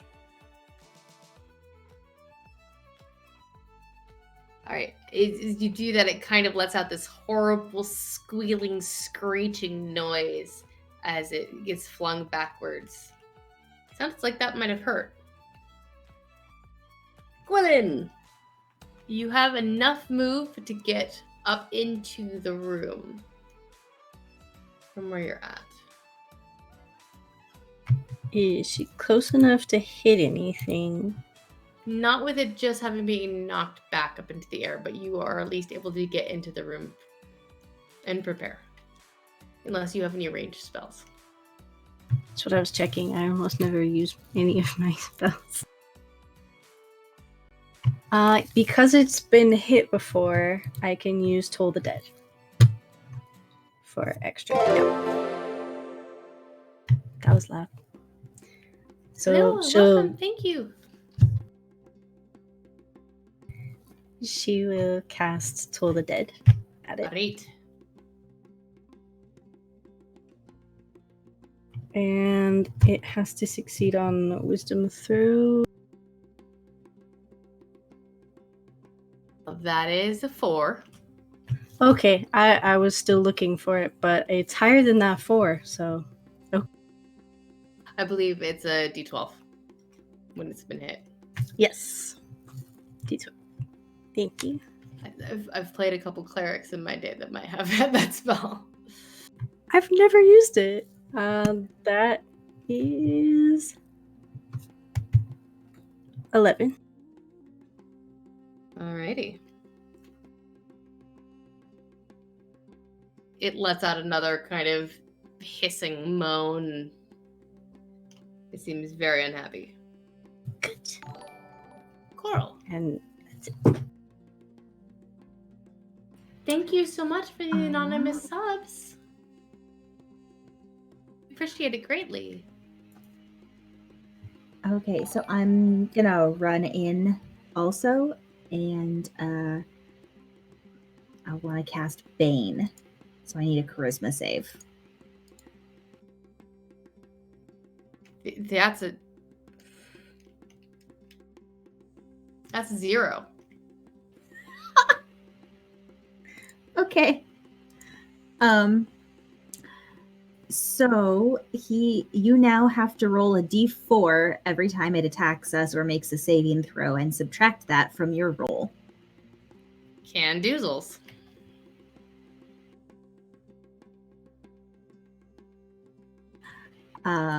And that's all I'm gonna do for now. All right. Fortune. Can I actually get up to it because I have more movement? Yes, as a monk, yeah, you can. It's kind of scooped by everybody. I'm going to attack it.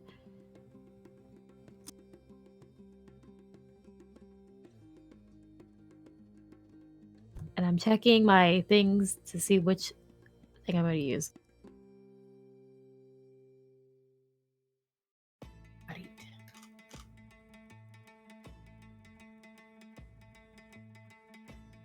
Yeah, I'm going to use Flurry of Blows, so I attack it 4 times. Oh, beautiful. Attack that Ettercap. Because I can't talk. At 12. Mm-hmm. That does 20. not hit. That hits. A nat 20. That definitely hits. And 10. That doesn't hit.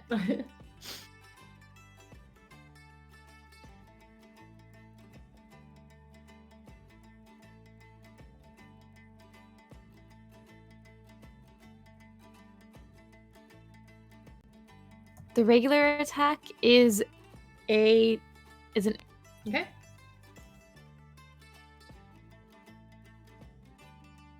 and the crit attack is a 12. All right. Describe your moment as you punch this ettercap to death, basically.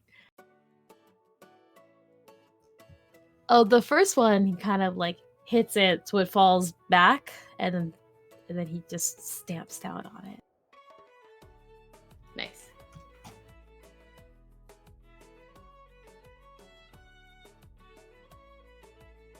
So you do incredible damage as you just kind of knock this thing off its web and it crumples to your feet. Well done. Nice hit. Good job.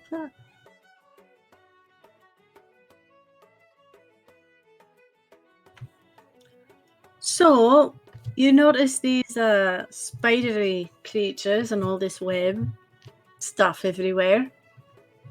We found an altar to Rinth in what would have been the captain's cabin on our end.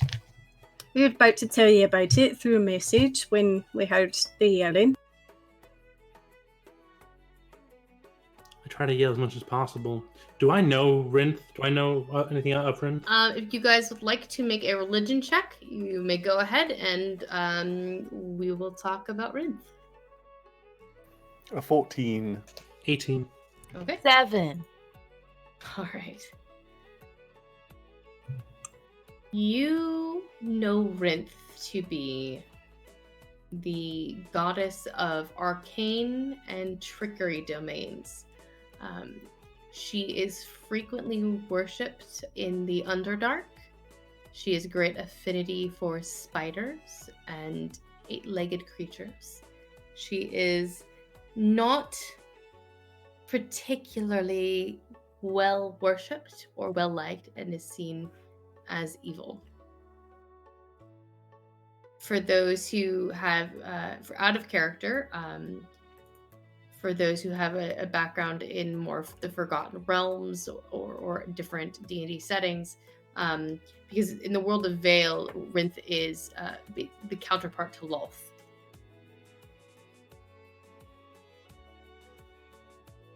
So why the hell is that on a ship? Like That's the question. Sorry. Yeah. There's also stairs leading down. Good. Let's eradicate Back this there. entire ship of anything that has to do with that. That's disgusting. I mean, sounds good to me, but we didn't want to leave you two up here. Much appreciated. I mean, I think Yes. Crackers and I could have handled it, but I definitely appreciate you all coming to our rescue. Well, and you wouldn't want us to go off down there and have fun without you. Absolutely not. No, please don't. Please don't leave me alone. All right, so we're gonna head down into the bowels of the ship then. See what we Jeff can find. returns. Is there anything else in the room that the webbing was in? No, that's it. Okay. Yeah, sounds good. All right. Give me a second to change your map so you can see where you've got. There were maps on the tables, right? There are maps on the tables, yes. I'm gonna pick those up to look at later. Excellent. We should probably pick this entire place clean when we're, about to leave. I mean, that's our usual operating procedure, I think. I will perch on Jeffers' shoulder and say, thank you, Jeffers, for defending me so nobly. And I shall cast course. Cure Wounds. And you heal 8 hit points. Fantastic. I really appreciate that.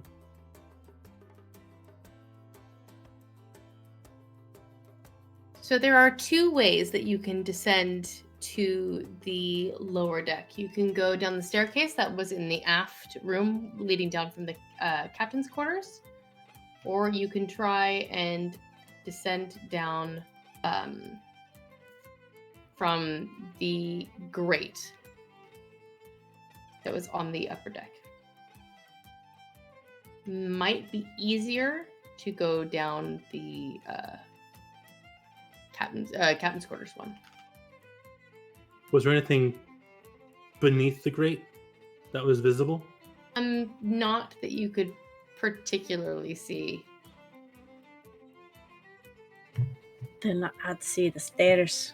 There we might fall because I don't see something immediately.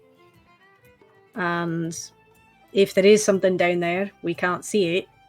So I say stairs is the stealthy approach. Right. If that Agreed. works for everyone. Oh, my apologies. There are also a set of stairs coming from the navigator's quarters. You could go through there too. But then we have to walk through all the spider webs. This is true. Creepy altar or spider webs? That's the choice. The altar's not harming us. It's not like Brent herself is sitting there collecting. That's true. Also, there's I like to book you desecrate can it put too, in if the you, work if you don't mind. Let's not do that until maybe we're ready to leave the ship. one. You could take the book, though. Good reading. I don't know if good's the right word for it exactly. Interesting reading, then. That one I might agree with. I have a new spell that I've been working on. This may be a good opportunity to test it, if you would all give me but a moment. Of course. I shall fish into my little pouch and pull out a copper piece, and I shall cast Detect Thoughts. And I shall see if I detect the thoughts of any creature aside from the 5 of us within 30 feet. You guys are currently in the navigator's cabin. One moment. Let me see here. Also, do not use that on like anyone in this party. Please don't let any of us narrate what we are thinking at any given moment. Oh no, that's delightful. Oh, Jaffer's is so absolutely- cool. I love Jaffer. Jaffer's great. Go me. I killed that thing totally alone.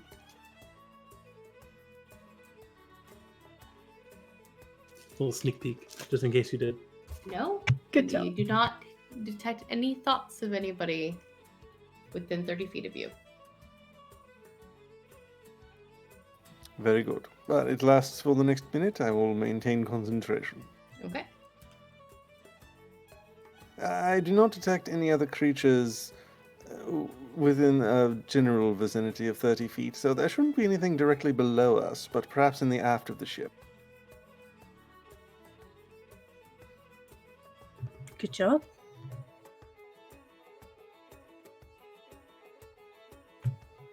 Shall we Which make our way there staircase? towards the captain's quarters? Yes. Yes, please. All right. As you make your way to the captain's quarters, Crackers, your spell begins to just kind of just gently prickle at the back of your brain as you see. Do you get direct thoughts or overall feelings, or is it just surface thoughts? Well, let's see here.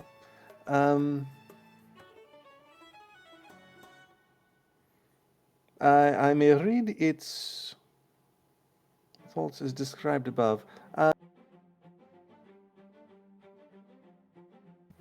To begin with, it's merely the surface thoughts of the creature. What is most on its mind at that moment, unless I should choose to probe deeper?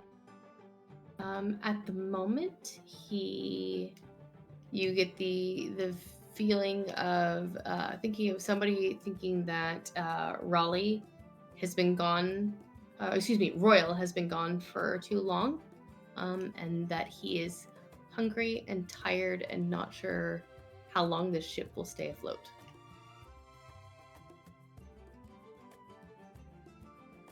And it's only the one creature I'm detecting? There is only one creature that you are detecting.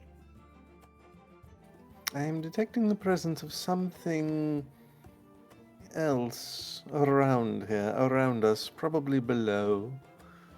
I'm not sure what sort of creature, but there is definitely something. Good to know. Maybe the thing that was throwing spells around below decks. Hey, has to be something doing. Jaffer brandishes her wooden gun.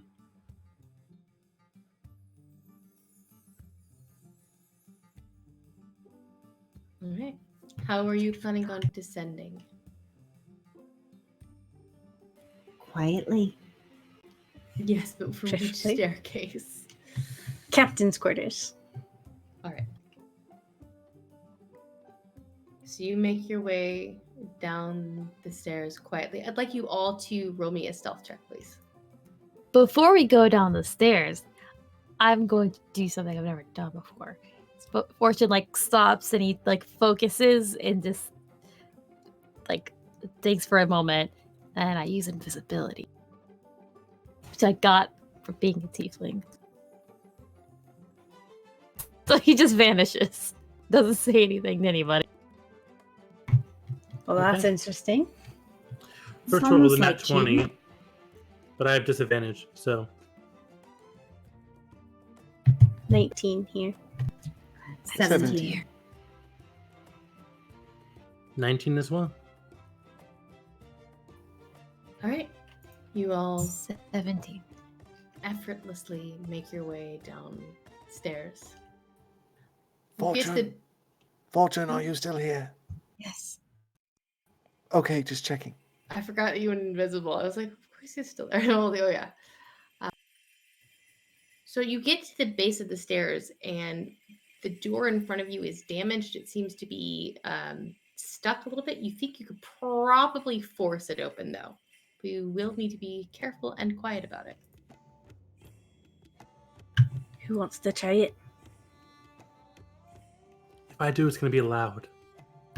Who this not Jaffer wants to try it? I can Is do it me? I'm looking to see if I have anything useful, but I don't think I do.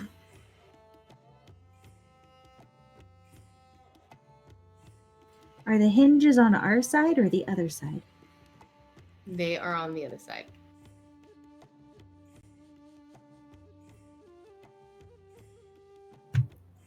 Everyone be ready and Fortune and I try it? Maybe. Yes. Do we think we're likely to encounter hostility on the other side? I'd be ready for that just in case. I mean, Okay. so far the only things we've encountered were hostile. If Very the well. thoughts sounded fearful, we might be able to coerce them into joining our crew. The thought sounded That's more possible. hungry and confused. Perfect. So get out. Hungry sounds a bit concerning, depending on what's down there. So get out whatever you've got left of that Sahuagin jerky and be prepared with your little speech. I already gave it to Thousand Tooth or whatever. Well, I'm sure you've got something else we could offer it food-wise. Definitely. Just not a companion. Yes. Thank you to my production crew who keeps me in caffeine. Just in case that we encounter any sort of hostility, I will drop concentration on my spell, and brushing a wing against Gwylin and Fortune's shoulders, I shall say, you both are the utmost of bravery and heroism, and I have the utmost faith that you shall do well in this forthcoming venture, and I cast heroism on the both of you. So, for the next minute, you are immune to fear, and you gain 3 temporary hit points at the beginning of each round of combat. Excellent. You know, and then I I actually retreat believed in that and perch time. on Jaffa's shoulder. I'm already immune to fear, that's why. She's not. She's just very, very bold. So is someone trying to jimmy the door open, or are you guys going back up and around and trying the other staircase? If possible, we were going to Fortune and Gwyn both try to jimmy it open as quietly as they can. I mean, Give me an athletics check. both or If you are working together, one of you may roll at advantage. which one, Jay? You want to do it? I mean, I'm proficient, but I'm not strong. Same though. I could do it. Well, it is slightly better after leveling up, but it's With you do it with advantage, advantage. I got 20. Alrighty.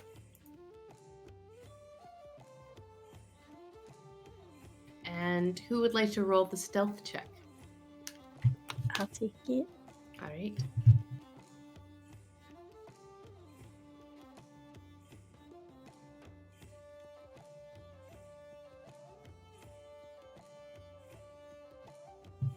That's 19. Alright. The door opens without a sound. As you enter, judging by the stove that was along one side of the wall of the room, this was once the galley of the ship. But now everything's cluttered with bones and debris. You can see badly damaged metal knives and other cookware hanging from hooks in the ceiling.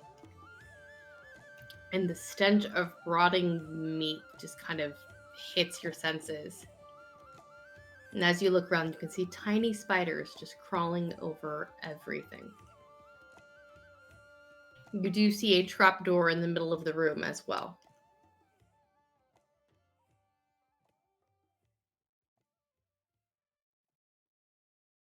And there is a door directly to your left. Oh, but it smells ghastly. Agreed. It does. There's that door or down. Just a moment. I'm gonna hum a little tune and prestidigitate the smell of like some sort of strong flower smell or just anything that might cover some of this stench so that it's not quite as awful for all of us.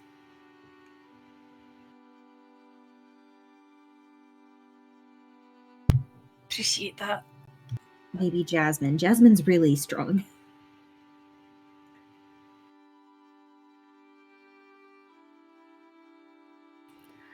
Yeah, it won't last forever, but it's better at least till we acclimate. Oh, that's awful.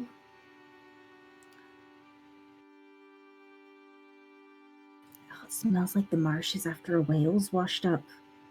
Oh, that was a bad image. Thanks for that. Oh, I've smelled that smell. That's not even okay. That's gross. Oh. Rotten meat on a ship in the middle of the ocean. Oh yeah, no, that's bad. Yeah. So you guys go forward or down?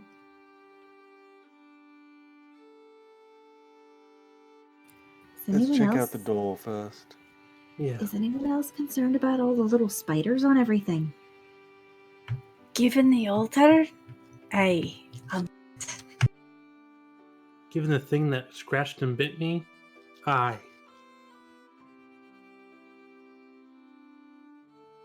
that too.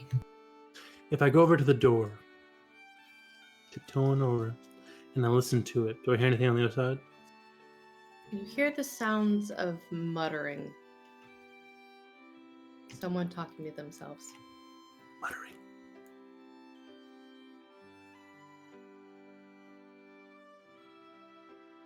Can't really make out what's being said, though. If I touch the doorknob and slowly turn it, is it locked? It is not locked. I mouth, not locked.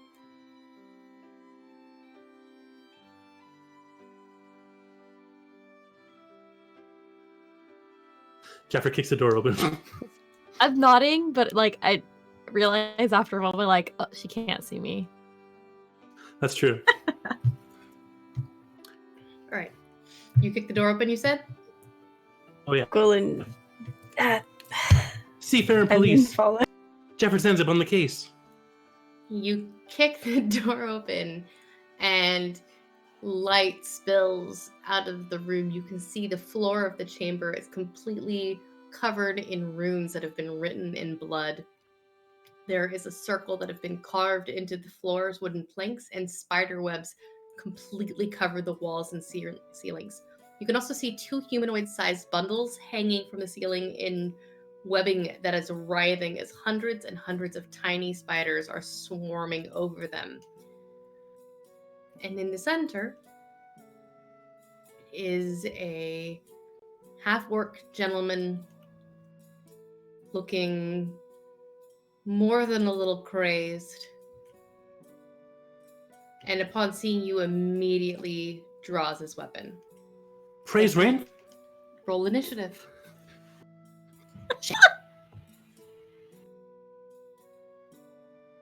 Tell me how Good praise try. rend works. Did that work for you there?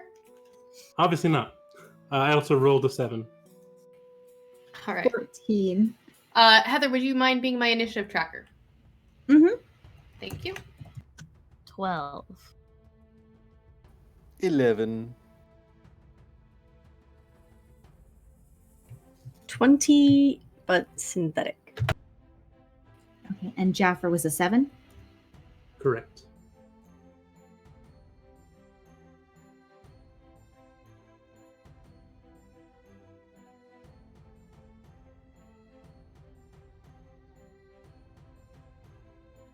Here you go.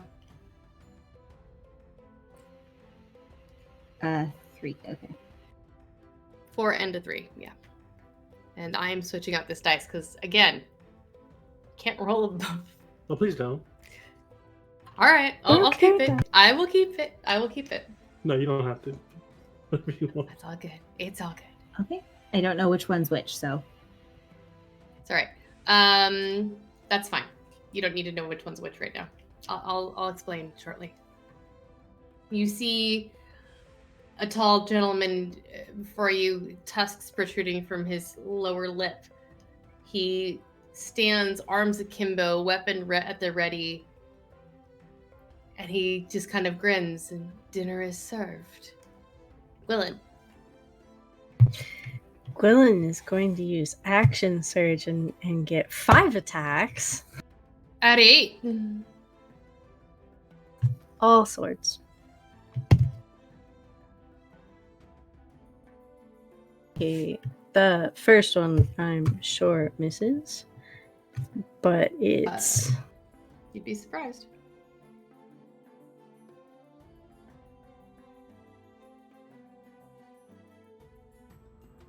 that's a 9. Okay, that does miss, yes. The next one's a 19 or 17. That hits.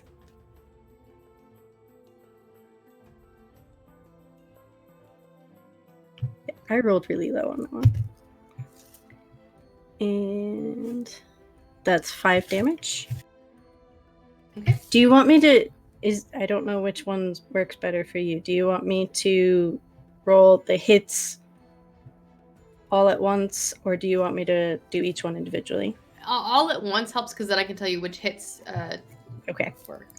I will just do that was 2, so the remaining 3 all Okay. at once then. So you said how much damage so far? 5? 5 damage. Okay. 15. That hits. That was a 1, so that one misses. Okay. And 21. The 15 and the 21 hit. Okay.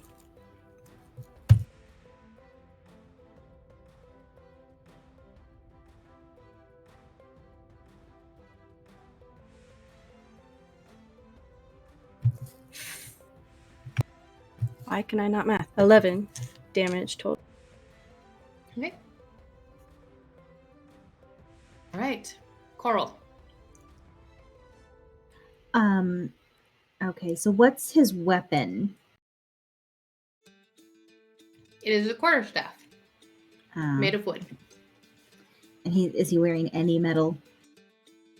He is not. Okay. Here. I will not be using that. All right. Then I'm gonna do Bane Okay. again. So I need a charisma save. That's a 5. Okay. So now he gets to roll a d4 and subtract that from all saves and attacks.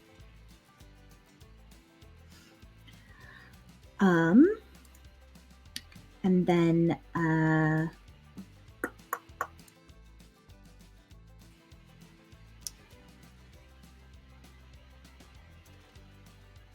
all right.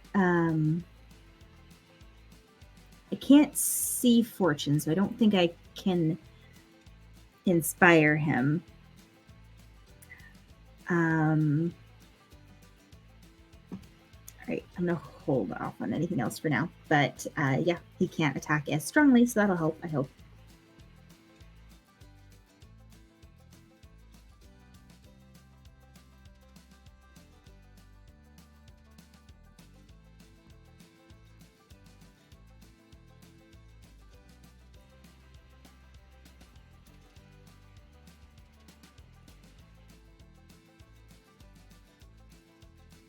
I apologize. I was looking at something for a moment. Did I mishear something? Do you need a response from me? I'm so sorry. Nope, I'm done.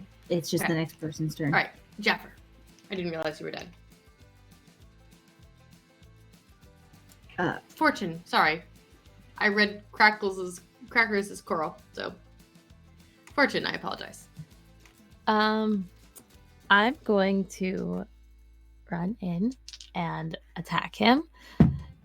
Would it be at advantage because I'm invisible? Yes, he cannot see you.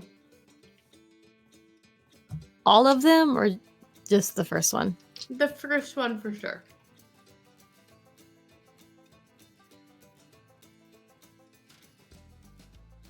Uh, 21. Definitely hits. 8. Does not hit. That's 11. That hits. And for the last one, I want to use stunning strike, so he has to make a con save or be stunned. That is a 19. That makes it. Minus your d4. But Hang on, minus a d4. That is a 16. that still makes it.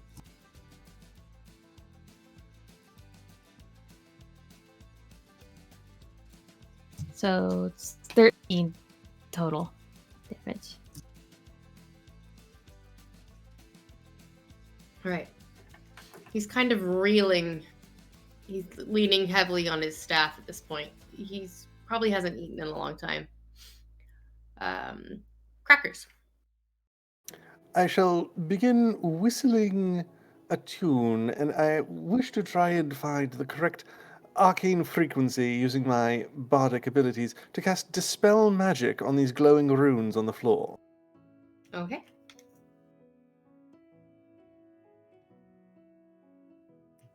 Go. You cast a spell magic, and any spell that was currently in effect is dispelled. Oh, okay. Very good. You didn't have to roll And for it. Sorry. No, that's fine. This is good. This is very good. And I shall look towards Jaffa, and I shall say, "Oh, this guy looks real crazy. He's freaking me out. Jaffa, burn it all down. The spiders are creepy. They're crawling around. Jaffa, burn it all down." And I grant unto you a D8 inspiration die. That was beautiful, and if someone could clip that, I would love you forever.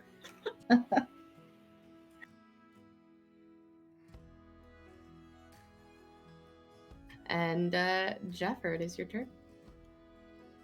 Bolstered by the resolve of her parrot companion, Jeffrey's going to wield her gun forward at this individual and say, "Get on the ground!" And she's going to shoot at them using a firebolt and be able to add a D8 to that if I need to attack. All right. I will need to.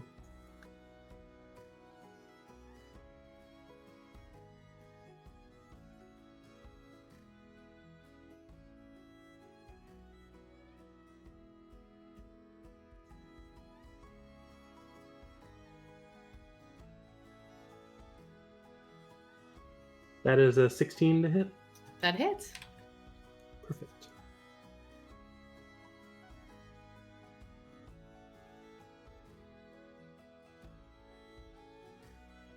That is 11 points of fire damage to this individual.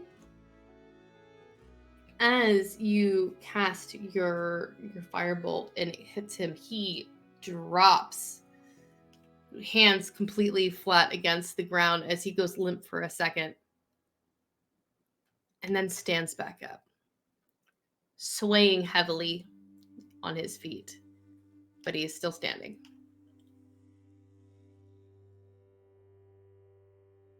But barely. That's all Jaffer can do. Okay. At work. He looks at you and growls this horrible sound out, and you watch as his skin seems to harden and get tougher.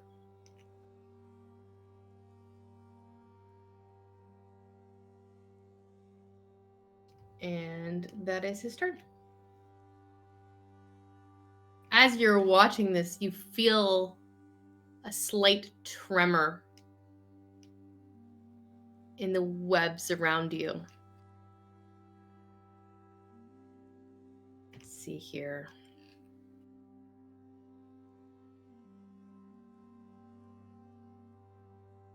Gwilyn, what is your passive perception? 12. Alrighty.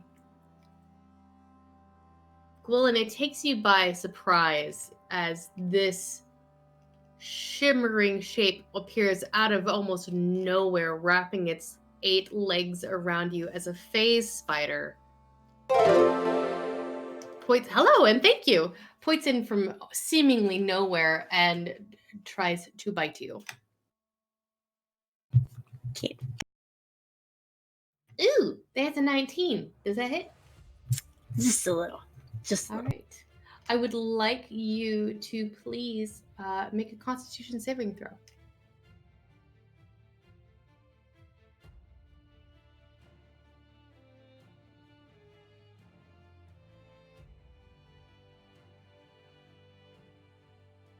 That is 19. The first, it looked like a 4, but it like rolled off. That's why I was All right. giving it a weird look. So you are going to take 7 points of piercing damage and 9 points of poison damage. Got it.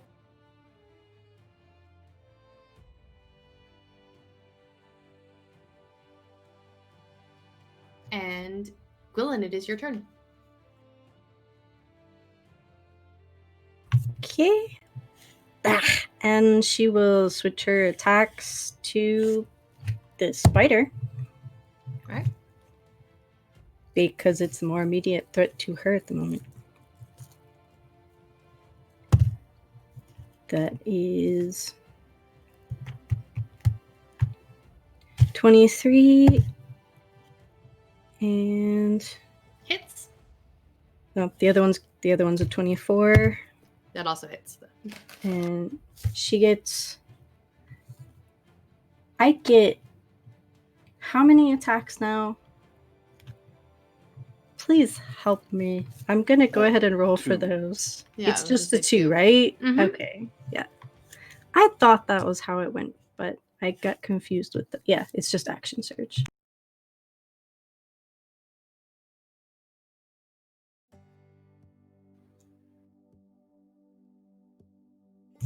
$14 damage total. Alrighty.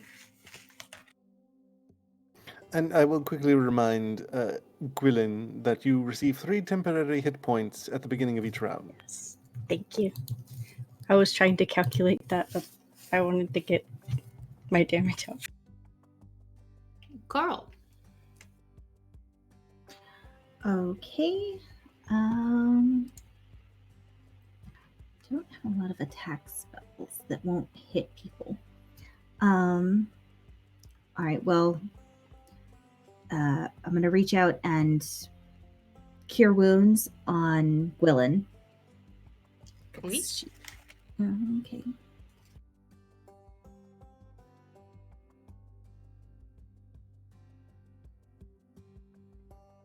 So that's going to be 13 hit points back. And that should be all of it, actually. Because. So thank you. And then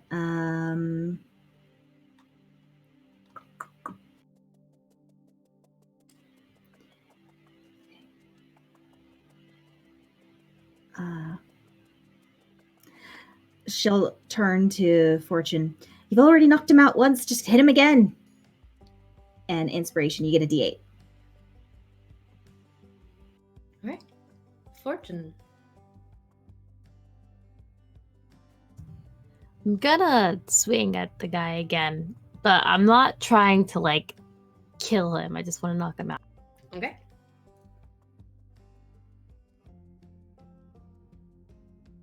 And roll him one at a time because if I hit him, then I want to go after the spider.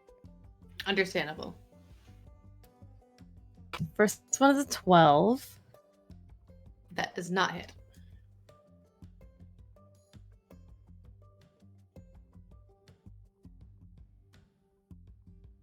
Well, the next was a 13.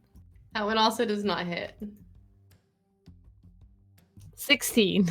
That one does hit.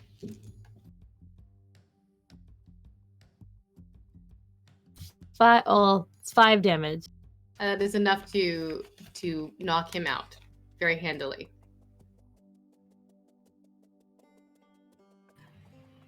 Oh, and just a reminder for you, Fortune.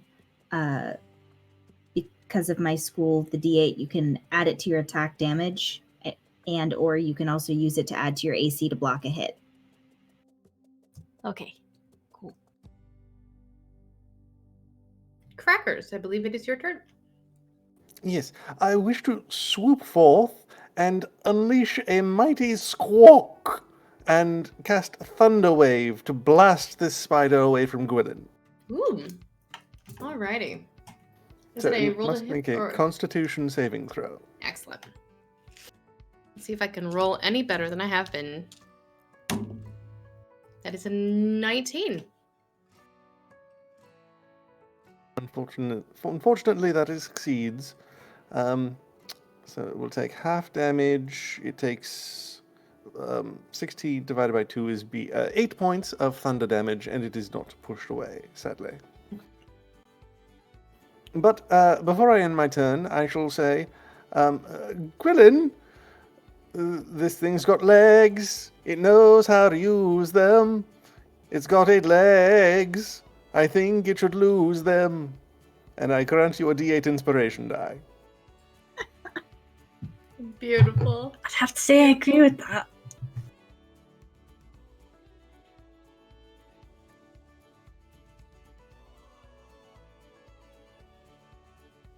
All right. Jaffer. Jeffrey follows Crackers into the room, not getting necessarily close to the spider, but she does pull a contraption off of her belt. It seems to have like a string that attaches to her finger, and she tosses it down beneath Gwillin, and it opens up, and a purplish fog comes out and goes into Gwillin's nose and mouth, and Jaffer casts Enlarge on Gwillin. And then she pulls it back, and it like spins like a yo-yo, and she puts it back on her belt. So, Gwillin, you can add an extra D4 to your attacks damage. You also get advantage on strength checks and saving throws. Beautiful. And your Thank you. Nice. All right. See here. Your friend is unconscious. All right. Spider's turn. Spider is going to attack the now enlarged Gwillin, as it seems to have a bigger meal now. That is a 23 to hit. I think that hits. Please make me a Constitution saving throw.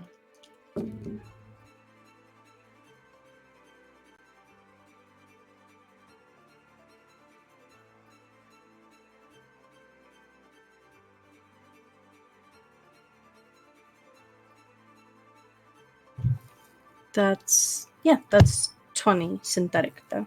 Okay. All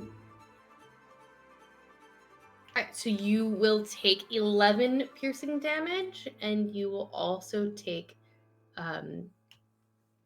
14 poison damage. Nice. And this spider seems to fade from view.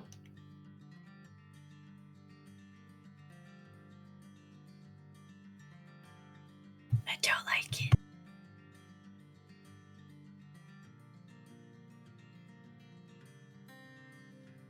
Gwillin, it is your turn. Okay. Going to use second wind for my bonus to get some of my health back. And because I still have the 2 attacks, I'm going to take those as well. Probably in the reverse order, but I figured I'd forget to mention second wind. Just like I keep forgetting to take it. Where are you attacking? Well, she can't see the spider now. Right? Correct. So she will turn her attention back to the half-orc. He's now unconscious. Okay, then. I can't really make a perception check and still attack, can I? I don't like it. Just hit at disadvantage. Swing where she... You can Last absolutely thought. swing at disadvantage. Mm-hmm. Okay. Then I will take both attacks at disadvantage Right. in the general area of where it was around me. What? Not that one.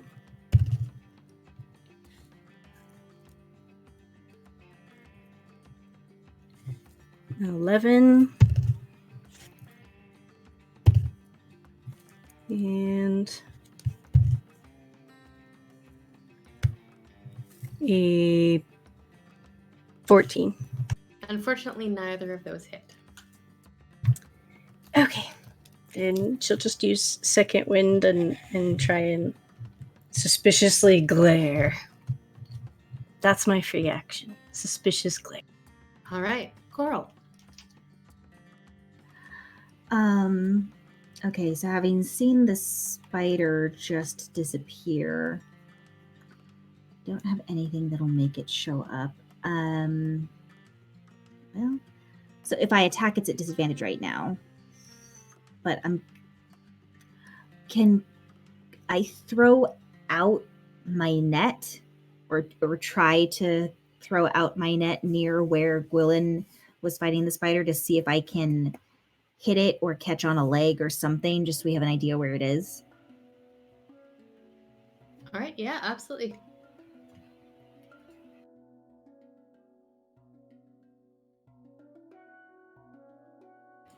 Okay, with disadvantage, that's actually an 18. Unfortunately, you are almost positive you should have hit that, but there's nothing there. It's like this creature has completely disappeared from this phase of reality.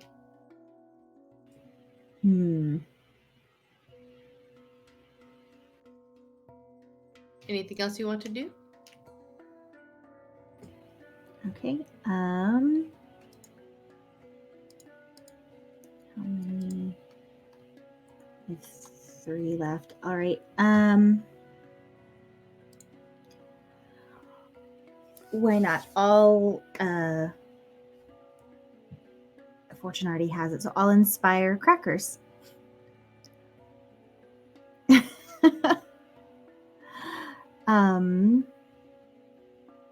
I can't think of a song right now. I'm too tired. But yeah, she she calls out, "Crackers, you seem to be getting a good shot off from up there. I think you can get another." And you get a D8. And Crackers, it is your turn.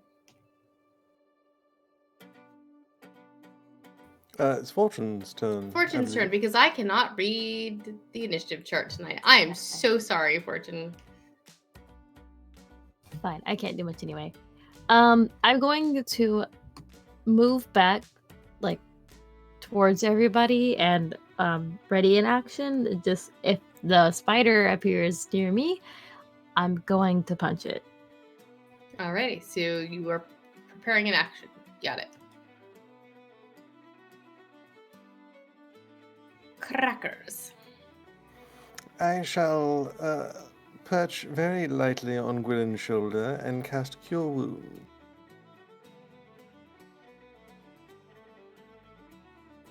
And Gwyn receives 11 points of healing. Thank you. And then I shall back up and I think I shall perch somewhere near Fortune. All right. And Jeffer. Jeffer is going to go back to back with Gwilyn, which is mostly like back to calf, maybe back to ankle, and she's going to kind of touch her forehead, her shoulders, and each of her feet and cast Sanctuary on herself. And then she's going to take the dodge action and just kind of prepare for anything to come and attack her. All right.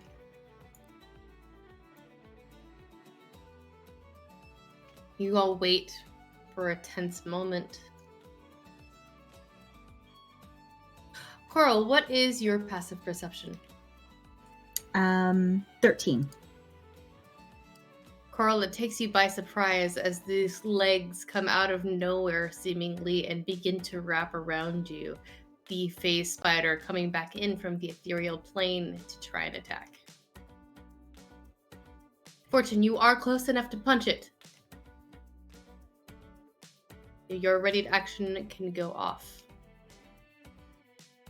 9 and a 16 plus 6. 20. The second one hits.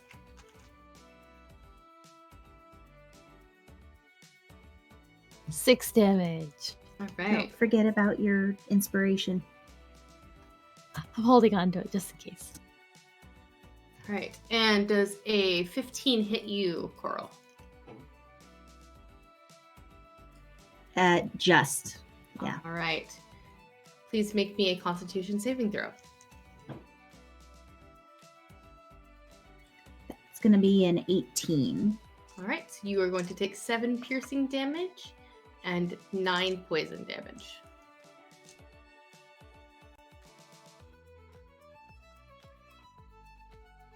And Gwilyn, it is your turn. All right. And is it visible still? It is visible still. Okay. It popped in this There turn. It you are. can't pop out.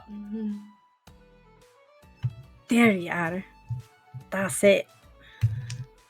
And the first one was a 9, so it misses. But the other one, I mean, I'm guessing. And a 9 misses, yes. The other one's a 23. So that hits. one hits.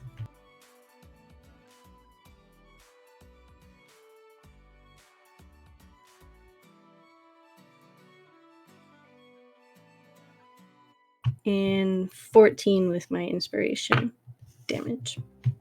Describe your moment.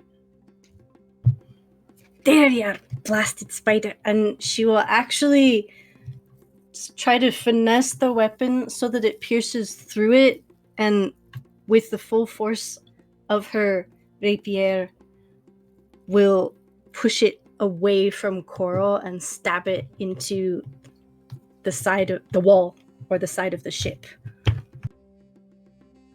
All right. Spider kebab. You make your spider kebab. And I'm not it eating that. Seems that all of the hostilities and movement in the room ceases. There are several large boxes to go through in the area if anyone is interested, and you also have an unconscious half-orc at your feet. You said there were 2 humanoid bundles wrapped up in webbed art and writhing. Are those They is are it the writhing, spiders writhing? Can we tell? yes. Hard to tell from this angle. You might need to get a little closer. Do you want me to do it while I'm still huge? Sure, because then you can step on it if it's just spiders. Alright, I'll go investigate then.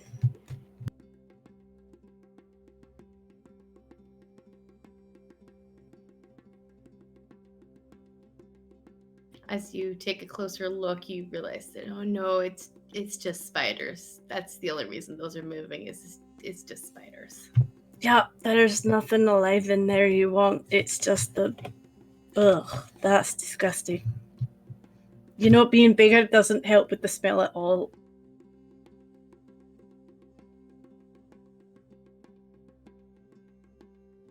What are we doing with this one then, on the floor? Stabbing him through might be a good answer. I don't know if you want to ask questions, so I didn't. I mean, we can try. I'm just not sure how sane the answers are going to be. I don't But we think can they're going try. to be at all. He looks absolutely mad. He does. And on top of that, he's feeding people to spiders. Yeah, it's really not good. Although, I mean, honestly, with what we're seeing here, if we just took what we wanted from the ship and left him here on his own, he might be gone pretty soon anyway.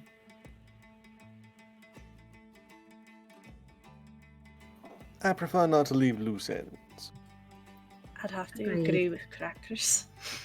There's also the fact that, honestly, I mean, if that's what we're going to do, killing him's a nicer end. At least it'd be fast. Exactly. Let's tie him up. I have a question or two I'd like to ask him before we make our decision.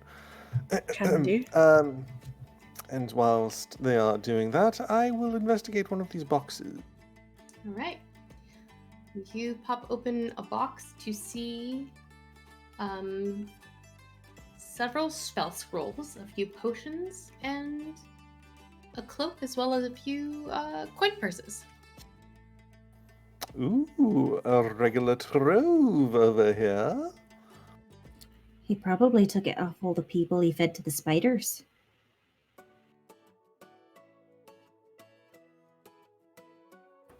Am I able to identify the potions? Yes. One is a blue potion that is bubbling and steaming as if it was boiling, and you recognize that as a potion of heroism.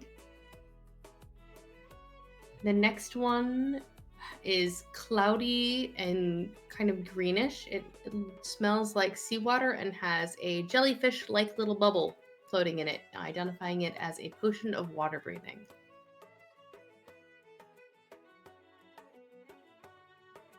Fortune or Jaffa, either of you might find this useful. It should allow you to breathe underwater. I can already do that. Yes, I can too. Good eye. Well, They've both got items that let them do that. Might be useful for me, though. I can hold my breath a bit longer than the average person, but I can't actually breathe underwater. Mammals. well, yeah, yes, fair point, fair point. There are also some spell scrolls. Do I recognize what spells they are? Yes, there's gust of wind and protection from poison.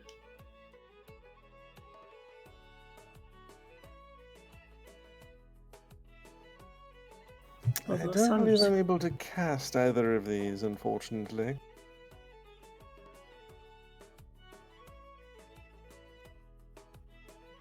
Good when we go into the swamp.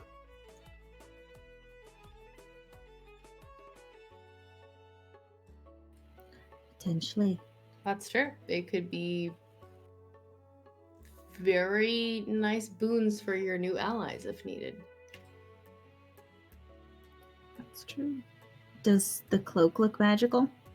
The cloak has beautiful engravings. It seems to be.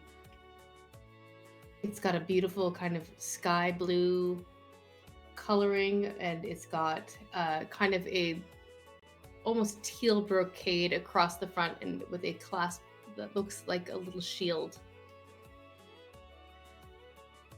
It's in very, very good condition comparatively to the rest of the room and the other objects.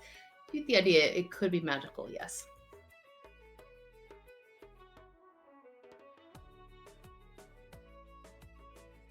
Is anyone able to cast Identify?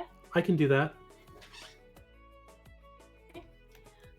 Jeffrey, you take the time with it and you learn it is a cloak of protection. As a note, Twillin is not large anymore. Okay.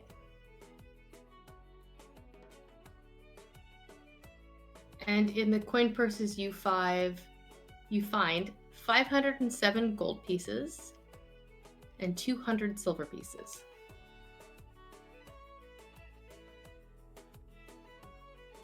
So there should be 100 gold and 40 silver apiece, with 7 gold left over, which I nominate to give to Gwylin. She did a fantastic job. Agreed.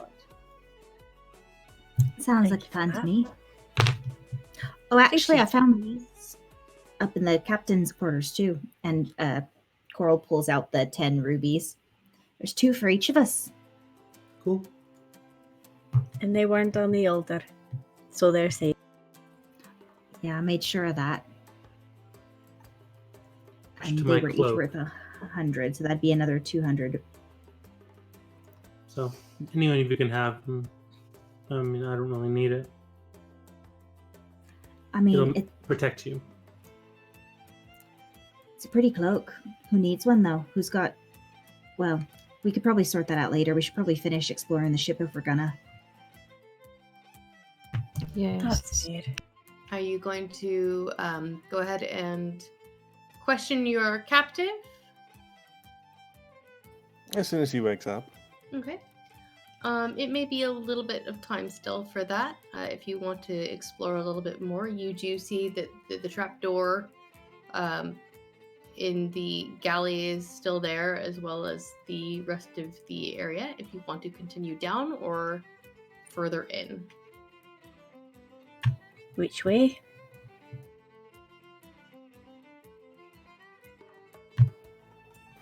Let's finish off this deck, and then we can move below. Agreed. Okay. Yes. Sounds good.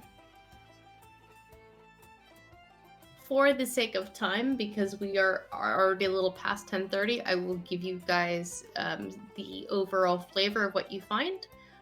You found the only encounter on the deck, but since you are going through, I will give you the bits and pieces, bits and bobs that you do find on the deck as well. You find more and more cabins filled with webs and tiny, tiny spiders. You find what you think is probably this gentleman's room. There's palm fronds piled up in one corner of the room to make a bed. There's a stone-tipped wooden spear and an oblong shield leaning against the wall. The shield bears the symbol of a humanoid skull with spiders crawling from its eye sockets. You know, just a little helpful flavor there. Goody. You also find in this room a pair of gold earrings worth 200 gold and a vine necklace set with an amethyst worth 250 gold.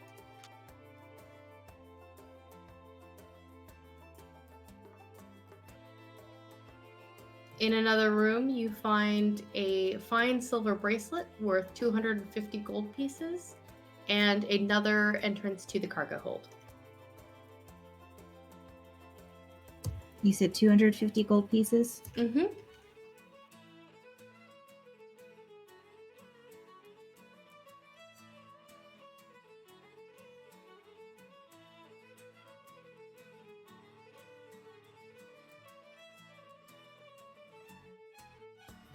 Well, at least it was profitable, this trip. And we can save people from running into all that. That's true. As you're walking through this room, I would like each of you to give me a perception check. Natural 20 for Okay. 22. 19. 18. 14. 14. All right. As you are walking through this room, those who got above a 14 heard the slight creak of floorboards as there is a crack and Gwilyn falls through the floor into the cargo hold, landing in mucky water below. Gwilyn, you can see the length of the ship down below, and there's no bulkheads or walls or anything. It's just a large open space. You're standing in probably waist deep, dark, murky seawater. And as you're looking around, you didn't get hurt or anything. But as you land, you hear something sloshing in the water. And you're overcome by this horrible smell as 4 pale bluish white ghasts rise from the depth of the water and enclose around you. And that's where we're going to end tonight. Oh no. I don't like Well, that it was a ending. pleasure sailing with you, Gwilyn. I'm not going down without taking them with me. Thank you, everybody, for coming out tonight and watching Dead Men Tell No Tales, a Ghosts of Saltmarsh story. We thank you guys. I know we went a little bit late tonight. Our apologies, but wanted to get to a good stopping point. And thank you guys again. Thank you to my amazing cast. You guys were on fire tonight and more than making up for the fact that I kept having to look stuff up and pausing too much. But thank you guys again for playing with me. Thank you guys for coming out. Thank you to Angela for a amazing intro that she created. And thank you to our production team who keeps us moving and going and caffeine and snacks when we are slowly crashing. So thank you guys also for coming and watching. We love hearing from you. If you want to, please feel free to join our Discord. You can chat with all of us here on the Nerdsmith network at our Discord. You can chat with all my amazing cast here and myself. Also, feel free to go to dieharddice.com because I did not talk about it earlier, and get yourself some Die Hard dice. You can use the code SALTY at checkout for 15% off your first or next order of Die Hard dice. Additionally, thank you to World Anvil, the most comprehensive campaign management software on the internet today. They have just passed 500,000 registered users as of today, which is bigger than the city of Atlanta, Georgia, and just about the size of Sacramento, California, which ironically is the area where Coral and I both reside. So it's a little bit strange to me to think about the massiveness of that. Yeah, we know. Heather and I are not supposed to mod when we're on stream, and yet we do. Don't sass the producer. He can end the stream before we're done. We don't sass the producer. But thank you, everybody, for coming out and watching. Please visit worldanvil.com. Check out their amazing, amazing tools. All right. And thank you very much to our patrons. You guys are amazing. You help us keep making wonderful Nerdsmith content, and you help us keep supporting shows on our network. If you would like to become a patron, please visit patreon.com/nerdsmith. Anybody who comes as a patron gets access to bonus content and helps us support independent creators. Thank you guys so much. Thank you to Logan for doing all of the production work behind the scenes tonight. I know he's going to line up that... Oh, he took away your mod privileges. Did he? Yeah, he did. Yeah, he did. Don't sass the producer. He'll take away your... Wow. Zach, you can't mod either. I honestly can't remember the code is That's the problem. funny. It's not Patreon. I don't remember what the new one is. That's all right. But Logan is going to run a really cool World Anvil video here. As always, we love you guys very, very much. And we are going to do a raid after the outro. I will let Logan surprise us with who that is going to be. So please do that. We'd love to stick around and make some new friends. So until next week, carry on, you funky little tieflings. Good night, everybody.